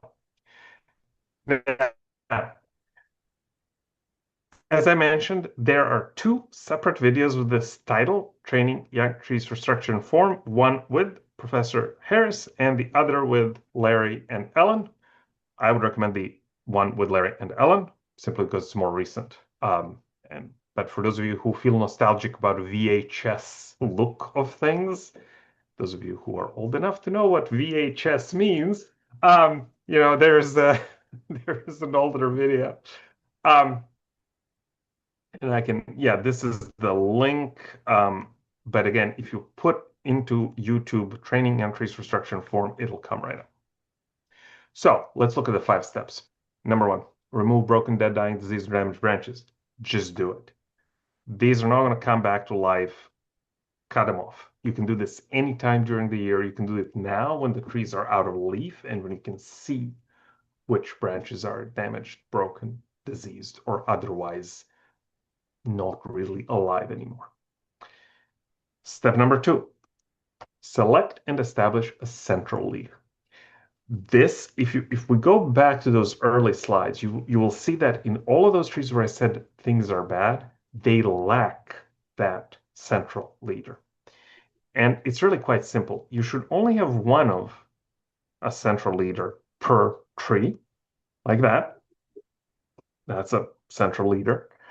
And it's a great example of how 2 trees of the same species planted at the same time can differ in how they grow, in their growth form. So this tree up here has a very nice central leader. It's almost textbook. Tree in the back, whoa, what's going on with you, guy? I want you to notice a couple of things. I want you to notice how in the first tree here, there's a very clear central leader that is larger, considerably larger. It's at least twice as big, if not more, than all of the other branches. Like, it's easy to see. You don't even need to be close. But in a situation where multiple leaders compete, all of a sudden, a lot of the branches are kind of the same size. Look at how big these guys are compared to one another. They're almost the same size as one another. This will not change, unfortunately. This will always stay this way because the way plants work, woody plants, is that hormones produced by the buds on the tips of the central leader suppress the growth of these other branches. But if you have multiple central leaders, what ends up happening is they are suppressing the growth of branches on their in their line, but they're not doing anything to one another. So they will continue competing forever. And as a result, you're going to have these attachment points that have parallel branches, not good, typically very poor attachment, and will end up with a lot of weight acting at these points and will eventually lead to breakage. So this is another one of these situations that will not correct itself. You have to step in, you have to choose one of these, and then you have to either remove or reduce the other ones. You have to decide, okay, which one of these are we going to call the central leader? And it almost doesn't matter. Don't spend too much time agonizing over it. You could say, I want to go up here, fine. Or you could say, I want to go up here. But whatever you choose, that means you're going to remove or reduce and strongly reduce the competing leaders. Okay? And this is what you get. Now, immediately, 5 years later, you can see the difference. So the front, during the front, still the way it is, right? Still big difference between the central leader and the branches. And also you notice the wide branch attachment, the wide angle of attachment, strong branch attachments. In contrast, let's go back to these narrow angles, which are much weaker. But now that we've removed these competing leaders that were up here, notice how these branches also have a typically wider angle of attachment. That's what you want. In fact, the next step for this tree is going to be to remove some of these competitors that are coming in with a narrow angle of attachment. Do you see that guy? See this guy? He's trying to do something here. Yeah, well, we're not going to let him. We're going to remove him. But we're going to keep these other branches because they have nice wide angle attachment. At all costs, you want to avoid creating a tree that ends up with co-dominant stems. Because as I mentioned, these two stems, these two leaders will continue to compete forever. They will continue to have this narrow crotch or narrow angle of attachment. You can see it breaking. This is a break here. Whenever you see, by the way, rolled inward bark, it's a bad sign. Because it means these two stems are not really connected. They're individual stems. There's actually bark in between them. And with every passing year, they get a little bit thicker and they push on each other. And eventually, one of them is going to break off. And when that happens, that tree is probably doomed to failure. And by the way, this is very common in all kinds of trees.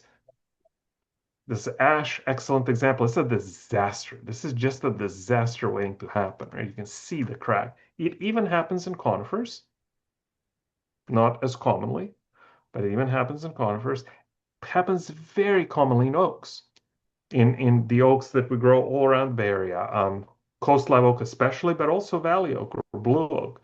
They will end up with these bad structures. And again, you can see it here. Do you see that? Do you see the bark that's rolled inward? Yeah, that's a good indication these two things are not connected. In fact, you can see it here, how they broke. So this is what we are trying to avoid. Now, I should point out that some trees have a very strong, what's called apical dominance, which is that idea that the hormones secreted in the tip of that central leader suppress the branches below. Most conifers have very strong apical dominance, and they end up with that perfectly conical shape, right? A Christmas tree shape. That's the technical term is excurrent, and I think you have that in the handbook. Other trees have weaker dominance, so like oaks are a good example, and they end up with a shape that's more rounded or decurrent. But if an oak has good structure, you will be able to stand there and follow that central leader up. It's not going straight like a Christmas tree straight like a pine or a fir. It's zigzagging and kind of moving around, but there's a clear central leader going up that canopy. This is not it. This is a situation where you had multiple competing leaders. And so ideally, codominant stems should be removed in the nursery. And instead, they do the exact opposite. because people want a tiny tree that has the same shape, same proportions as a mature tree, which is something like a lollipop, right? A stick with a crown on top of it. The nurseries do the exact opposite. They head the main stem. They just cut it straight off. A bunch of buds are released, right? Because there's no longer hormonal signal from up here. We removed the leader. So all of these buds get released and they're all now competing to become central leader. This, by the way, is where that splinting or staking to straighten trunk comes in. What you will do is you will choose one of these. Again, it doesn't really matter which one. You will pull it up, splint it, and that's it. Let me show you how. Something like this. Or if you need to, you can use a short stake and you will reestablish that central leader. So if you get a tree that looks like this, you will need to reestablish a central leader, and then you're going to need to remove something like this. This gotta go, right? If the guy on the right is now our central leader, then this has to be removed or reduced. Again, if you need to splint, use something small. As I mentioned, some trees are naturally excurrent, so something like a camphor, even until they get very old, they will keep a obvious central leader. And thankfully, nurseries tend to not mess with them. Unfortunately, other trees like a red-leaved plum, nurseries tend to mess with. So instead of getting this, right, this is sort of a reasonable shape for a young plum, people prefer to buy this. So it is a problem of consumer education as well, right? People say, oh, this looks more like a tree. This looks more like a tree. Well, not really. Again, human baby with the proportions of a human adult. Not a good scene. But in any case, you will need to select one and remove the others. What's helpful here is to have some kind of tape or tie. So if you have like your favorite ribbons or something, use them. Tie a ribbon on it and say, that's going to be my central leader, so that you can step back from the tree and then follow it up with your eye and say, yeah, okay, that's right. And then I'm going to remove the rest of them. Don't wait too long, because again, in a situation like this, this is now a major arboricultural operation. These are very heavy. This is not something you could just hold in your hand and cut with a handsaw, whereas in this case you could. So don't wait. When things are as big as your finger, that's the latest you want to wait to prune out double leaders. Okay? Look at your fingers. Don't let them get bigger than that. If you have a situation where two things are competing, okay, great. Just prune it right now. So we've removed the dead, dying, broken, or diseased branches. We've selected our central leader. We maybe tied a ribbon on it. Don't laugh. Or put a color tape or something so you can see it. Right? Okay. Step 3. Lowest permanent branch. So this is 100% determined by what you want out of the tree and where the tree is planted. Remembering that these branches are not going to move up. They will forever stay at this height. So if you have a street tree, well, your lowest permanent branch is going to be 13 feet off the ground on the roadway side and 8 feet off the ground on the sidewalk side. There's a couple of important considerations here. One is do it, because sooner or later you're going to end up with the so-called truck pruning situation, which is when a truck slams into the branch that's too low. This is obviously very bad. So that's the first thing. And of course, the funny part is that's what you get as a replacement tree. And so now you're going to have to wait another 40 years to have any kind of canopy, where if this had been structured properly, it would have been not damaged. And of course, this will keep happening right down the street. So this is, let me roll you back. It's this guy. So you do want to do this. And yeah, it depends entirely on the use of the tree. If you're in a park or an open space or something, you don't have to remove those low branches. You could simply let them go, right? Because you're not going to run into them in any way. You do have to select them, though. You can't just say, well, we'll leave everything, right? That's part of this process. So how do you select a branch to say, okay, this is a good branch, I'm going to keep it, versus that one, no, that one's not good, I'm going to remove it? Well, there's a couple of considerations. One is the branch diameter should be less than half of the diameter of the main stem. Remember, I showed you that on our good example. All of the branches were small relative to the main stem. If it is not small, well, it's probably going to try to compete with the main stem. You also want them to have good attachment. What does good attachment mean? Well, ideally, you would see this thing called the bark branch ridge. Not all trees do this, not all trees show this, but it shows that you have very strong interlaced fibers in this area where the branch and the trunk connect. That's in contrast, and you see it's pointing outward. You see that, right? It's pointing outward. And also the union has a nice shape like letter U. U for union. Okay? In contrast, these branches have included bark, meaning the bark rolls inwards, right? So you can tell that there's a defect right there. It's an excellent example of the bark rolled inward. You also notice that these branches have a sharp V-shaped union. I'm showing you examples that are very clear. It can be less clear in practice, but very often it's not all that mysterious. This is bad. These are by definition bad. They're narrowly attached. They have that V-shaped attachment, which is weaker. Think of a V for viker, okay? U is union, V is viker. Okay, good. And then you have the included bark. So everything here is wrong. So that's the first thing, right? You do have to select the lowest permanent branch, find a good one, and then remove or reduce the other ones. The other consideration, though, is a little bit tricky. If you have a very small tree and you're in a city, all of the branches you see may be temporary. And here's why. You have a little tree guy, right?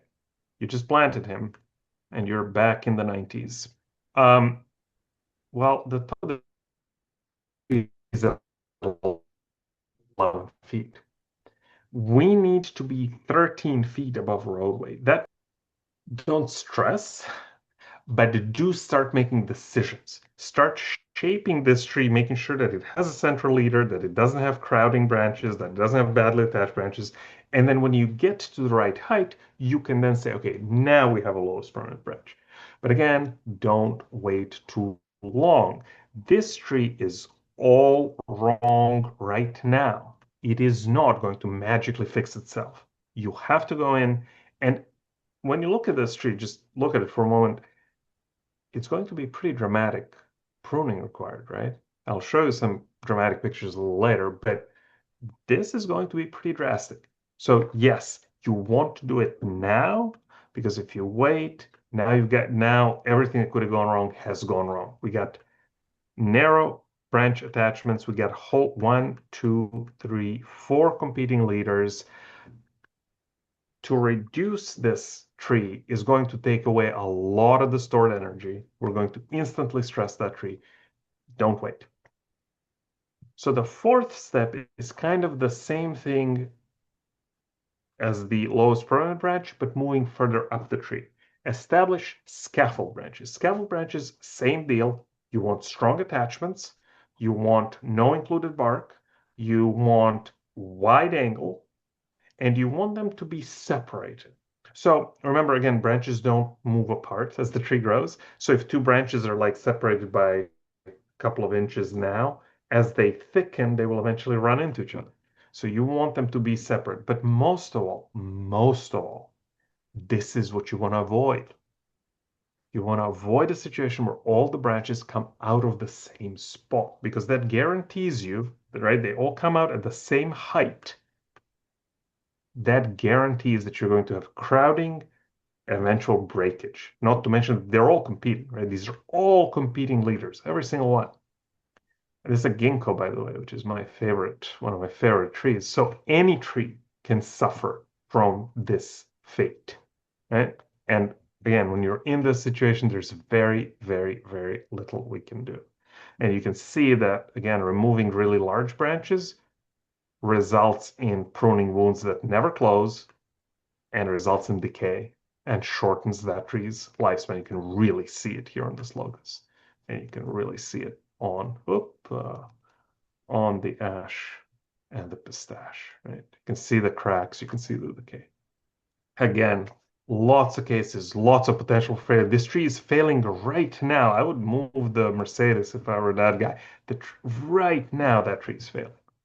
Yeah. Not much you're going to be able to do. So I'm not gonna belabor the point. It's just when you go outside, have a look, and you will find examples of this everywhere. Can this be fixed? No.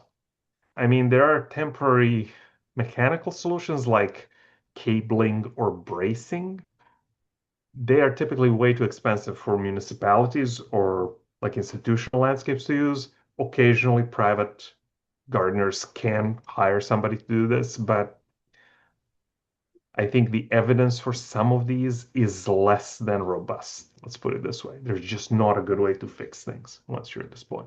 So the only other consideration for the scaffold branches is you want them to be separated, right? That they're not on top of each other. So you want it to be separated. You also want them to be distributed around the tree, so they're not all on one side.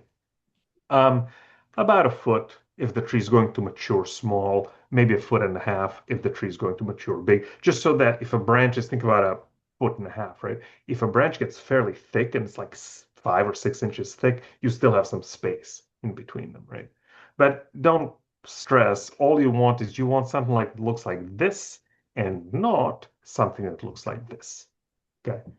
This was not a difference of like an inch or something, right? This is a difference of having a central leader and then having branches versus not having a central leader. So here's some more examples of well-attached scaffold branches. Okay. And then the final step is to say, okay, so we've decided where the lowest permanent branch is. And by the way, the lowest permanent branch is like the lowest scaffold. That's really what it is. Everything else is just scaffold branches. Then we have some branches below it. Now, as I mentioned before, a young tree should look more like this and less like this, right? So you can decide, you should decide, not to immediately remove all of these temporary branches because they are helping provide sugar for the tree. What you should do, though, is reduce the length of those branches so that they're not running away. So like this guy is beginning to run away a little bit, right? Now, maybe that's okay. There's a park, and you can say, no, actually, I want this tree to basically come all the way to the ground when it's mature. So we're going to let this guy go.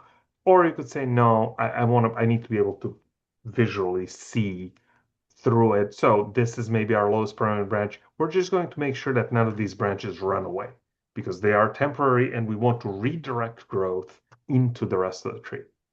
Okay, so this is sort of the stage at which you want to start pruning things back. You don't have to remove them, but you do have to reduce them. Reducing a branch, by the way, slows down its growth and essentially redirects growth into other parts of the tree. It says, I think this is from Visalia. Is this temporary or permanent? Depends 100% on your use of the tree. So in this case, you can clearly see a central leader. We're developing good scaffolds. You know, if you want to reduce some of these, you can, or you can say, no, we want a really wide tree with branches starting at the ground level. So this is the 5 steps applied to a young tree. Whoa, well then, that is fun. We have selected a central leader, right? We've removed all of the dead, dying, or broken branches. That's step 1. Step 2, we've selected a central leader. Again, don't be shy. Mark it with something if you want help to see where it's going. We have selected the lowest permanent branch, and notice we have removed something that was coming out here that was below the level where we wanted it, okay? We've selected scaffold branches, and we have shortened those that were beginning to compete with the central leader, and we have made sure that they all have nice wide attachments, okay? So 6 years later, bam. There's nothing really that you need to do to this tree. Can you see the central leader? Yes. Can we see the lowest permanent branch? Sure, it's this guy. Can we see the scaffolds? Sure. 1, 2, 3, 4, 8, 5, 6, 9. All of these guys. Are they widely attached? Yes. Are they less than half the diameter of the central leader? Yes, they are.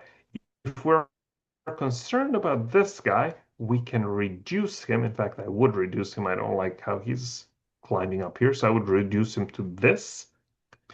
And really, the only other thing is a little quick snip over here to reduce this guy, and then remove this guy. And that's it. That's all the pruning you have to do. You're going to use a pole pruner that has that mechanism, essentially a pruning shear mechanism on top, and that's it. There's no climbing, there's no ladders, there's no falling off ladders, there's no emergency room. It's perfect. In contrast, something like this, and I'm going to show you a bunch of elm pictures because this was taken during the American elm trials at UC Davis. This is bad. Do you see how all of the branches are crowded together? Do you see how there's a bunch of branches that are trying to become central leader? So this is going to require a lot more pruning. Look at this. They're all here. Imagine this 10 years later, when all of these branches have quadrupled in size and they're all competing for the same space.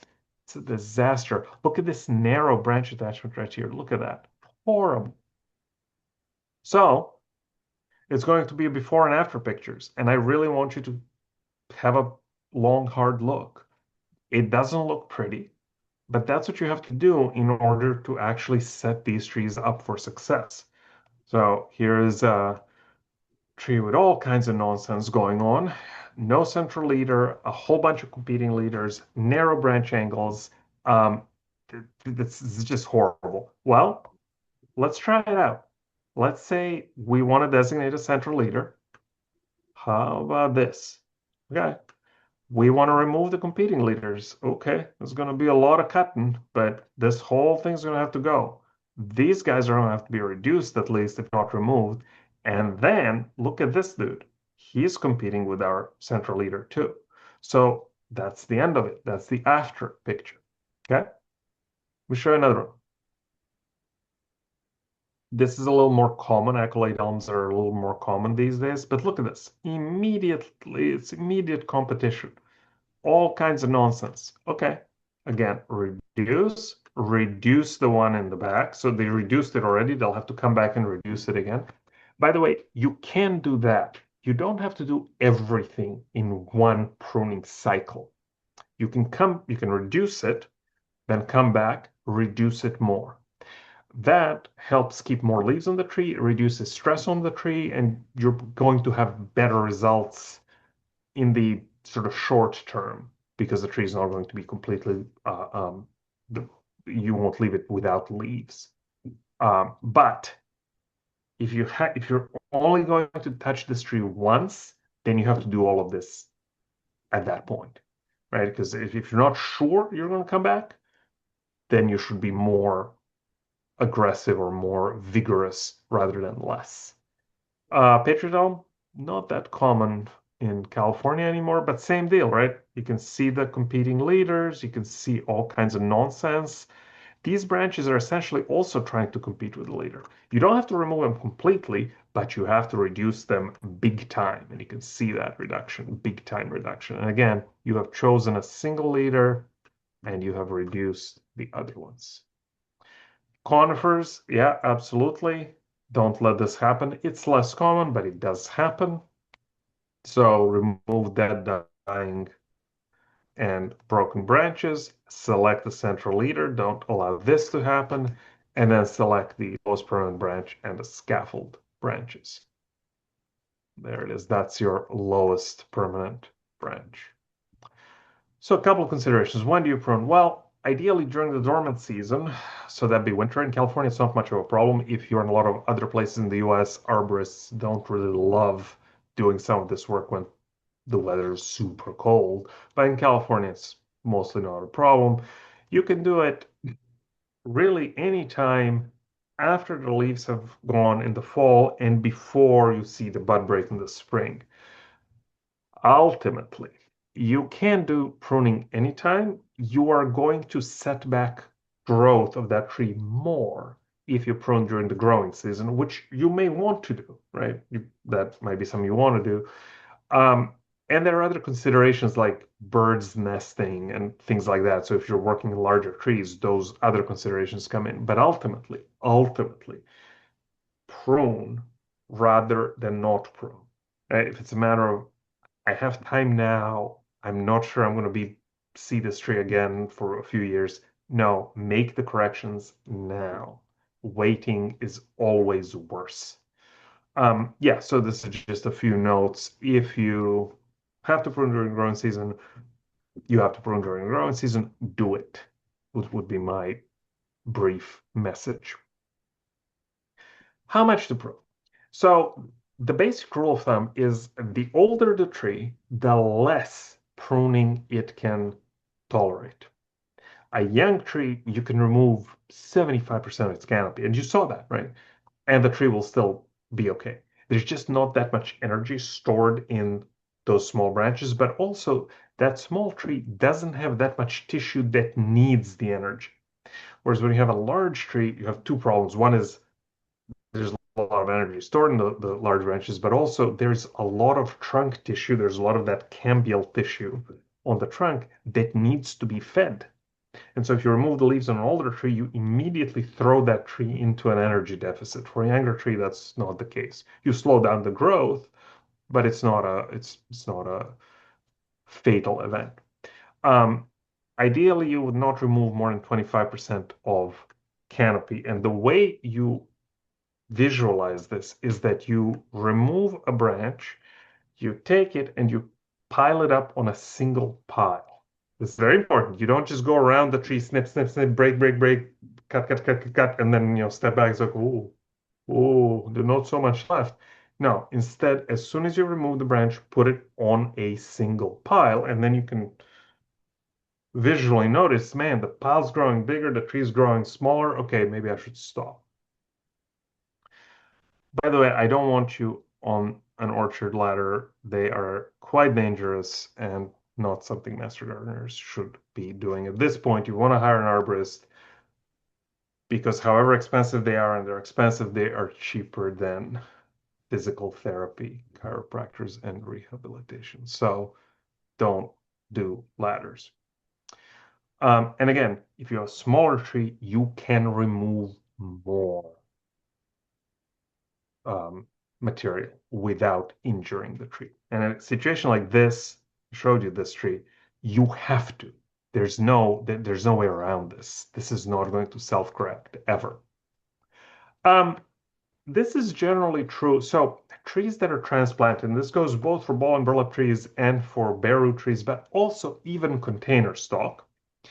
Right after transplanting, you probably don't want to prune them too much if you can help it. And the reason is that you want the tree to establish before you start removing the leaves that produce sugar, right? You want the tree to be able to make the sugar to grow the roots because it need to grow new roots. However, I often speak to municipal or public agencies. This may be the only time that they will touch that tree for the following 10 years. Should they prune it? Yes, they should prune it because they're not going to be back for 10 years. And by that point, all of those defects will be 10 years old. So, yes, ideally you would let the tree establish, but if this is the only time you're going to have with this tree for the next 5 or 10 years, then yes, please correct the defects now. Yes, the follow-up work will be needed, but if you've done the work, then the follow-up work will be much, much, much simpler, and your arborist bill will be much smaller. You have to practice. You have to review. This is much better if you can talk to somebody, by the way. This is even for professional arborists. If you can stand there with someone else and be like, okay, here's what I'm thinking. What do you think? Don't hesitate to use ribbons, color tape, whatever you want, paint, spray, to sort of mark the branches so you have an idea, okay, this is what we're cutting, this is what we're keeping, just so there's less confusion. And have a reason. Every time you're making a cut, be able to say, okay, I'm making this cut in order to reduce this branch, which is competing with the central leader. Or I'm making this cut to remove the branch because the branch is poorly attached, there's narrow crotch, and it's never going to be a good branch. I want it gone now.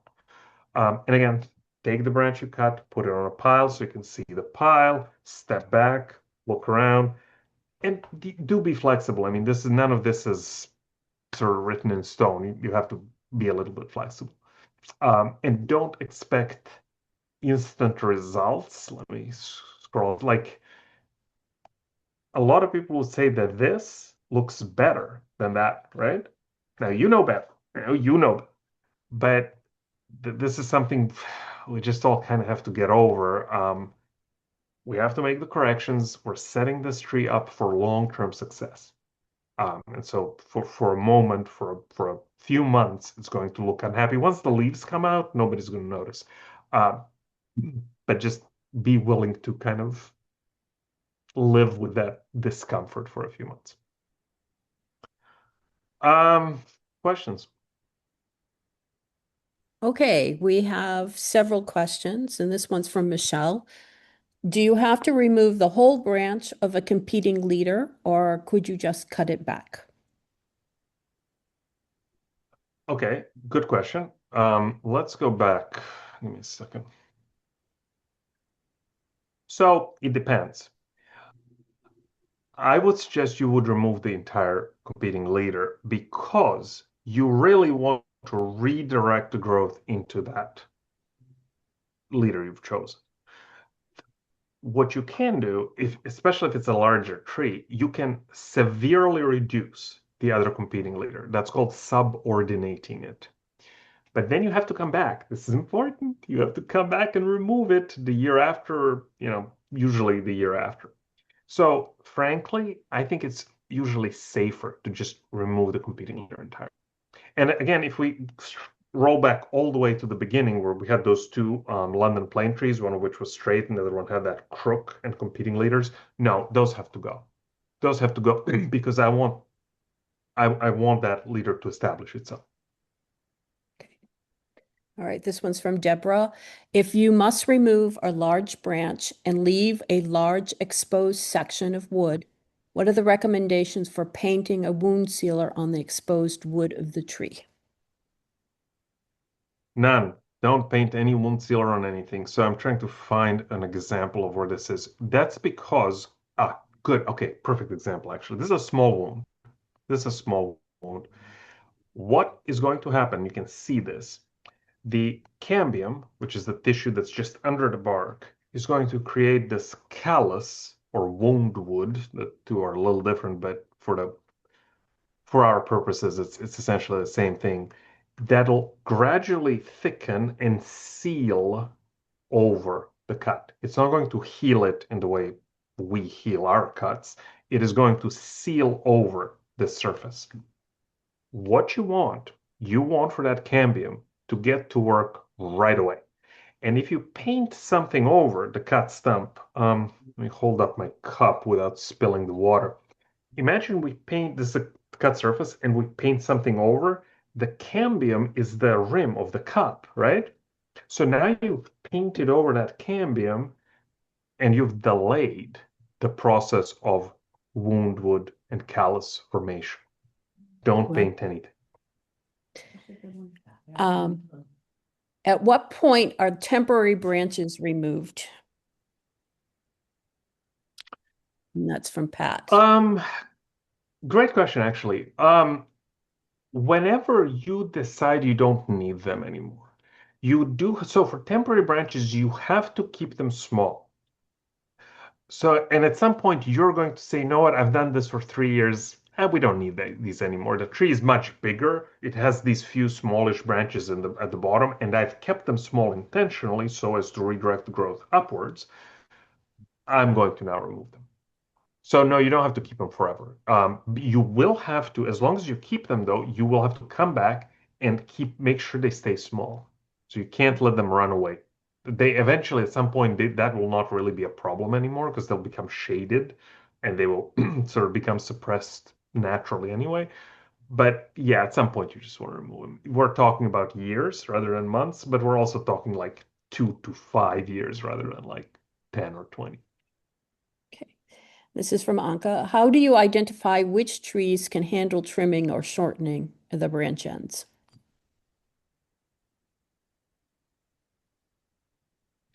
Well, so I don't think any tree likes being pruned, if that's the question. But ultimately, you have to create the good structure that you require for that tree to live a longer life. And so, if you do these pruning interventions when the branches are small, so look at your hand really. If the branches are, if you can do these, oh, by the way, I strongly recommend you watch the video because they talk about that in some detail. If you can do the pruning with pruning shears, with secateurs, right? Clip, clip, pruning shears, you're probably okay. You're not. I can't think of a tree that would have a major objection. If you have to use a handsaw, like an arborist handsaw, okay, that's those are bigger branches. Anything bigger than that, okay, now we have a potentially problematic change. That I think that's a reasonable actually rule of thumb. Like that. Yeah, really fun. I Okay. have to think about it. This is from Peter. Isn't it usually recommended to prune flowering ornamental trees after flowering but before leaf out?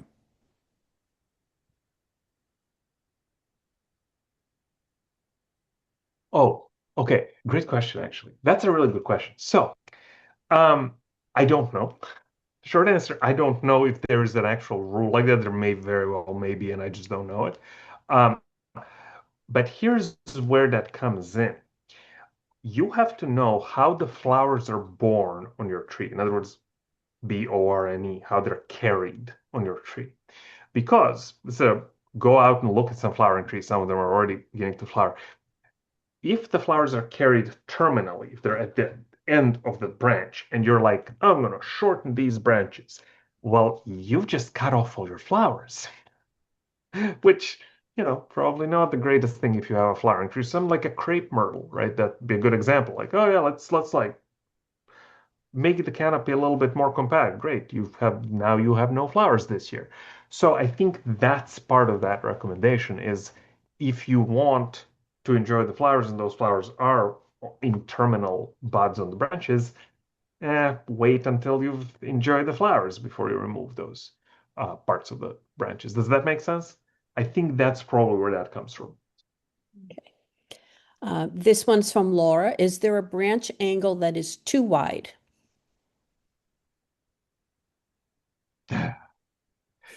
Great, actually, really good question. Really, really good question. So, yeah, it has to do with tree architecture. So, how wide of an angle can you have if you're the intelligent designer, let's call it? How wide of an angle could you set up that it would still make sense?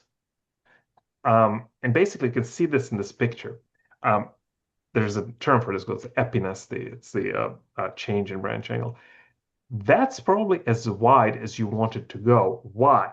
Because if you have branches that these branches are sagging, so they're not actually angled downwards, they're just sagging a little bit.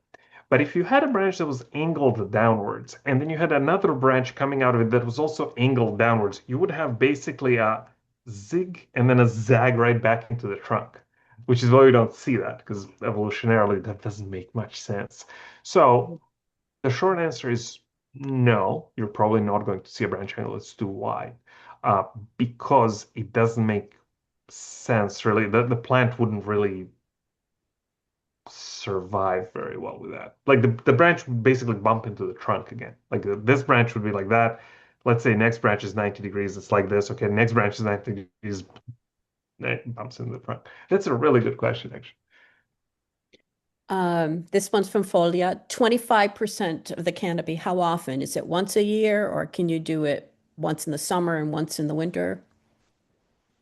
Um, you so once a year is plenty, quite frankly. You do want yes, there are situations, for specialty pruning where you're going to prune more than once a Discover year. your new Toyota. Oh, This pruning we're discussing, which is structural pruning, your once a year is typically plenty. You want to do a couple of things. You want to see how the growth is being redirected. So you want to give that tree a chance to start growing a little bit and then say, okay, am I accomplishing what I set out to accomplish? Is the growth being redirected in the way I wanted it to? Yeah, so once a year is plenty. okay. Do you recommend trying to prune out competing leaders on old growth oaks in open landscapes that have naturally grown on their own for decades? Well, um, it's not something you're going to do, right? So if you have an old tree with very large competing leaders, that's a job for an arborist. Um, if the tree is not interacting with people, may not be a high priority. I mean, when you get the quote from the arborist, you'll decide whether it's worth it, $5,000 or $6,000. Um, would it reduce the chance of those codominant leaders splitting? Yeah, it would. Would it hurt the tree? Yeah, it probably would, because again, you're removing a lot of stored energy. So there's a bunch of considerations there that I think at the end of the day will come down to your tolerance for risk and your plans for that tree and your ability to bear the costs. If it's right next to your house and you just got new grandkids who are going to be playing in that yard for the next 10 years, yeah, that is something to then consider. Get an arborist, get a formal tree risk assessment done, and then see how many thousands of dollars you'll need to get ready. But if it's in an open space somewhere, far back in some pasture, that may not be much of a concern. Okay, thank you. That is the questions, and thank you so much, Igor. Outstanding. You're always informative and entertaining. Thank you. Yay, so thank you so much. Wonderful. Okay, well, I see my computer's freezing.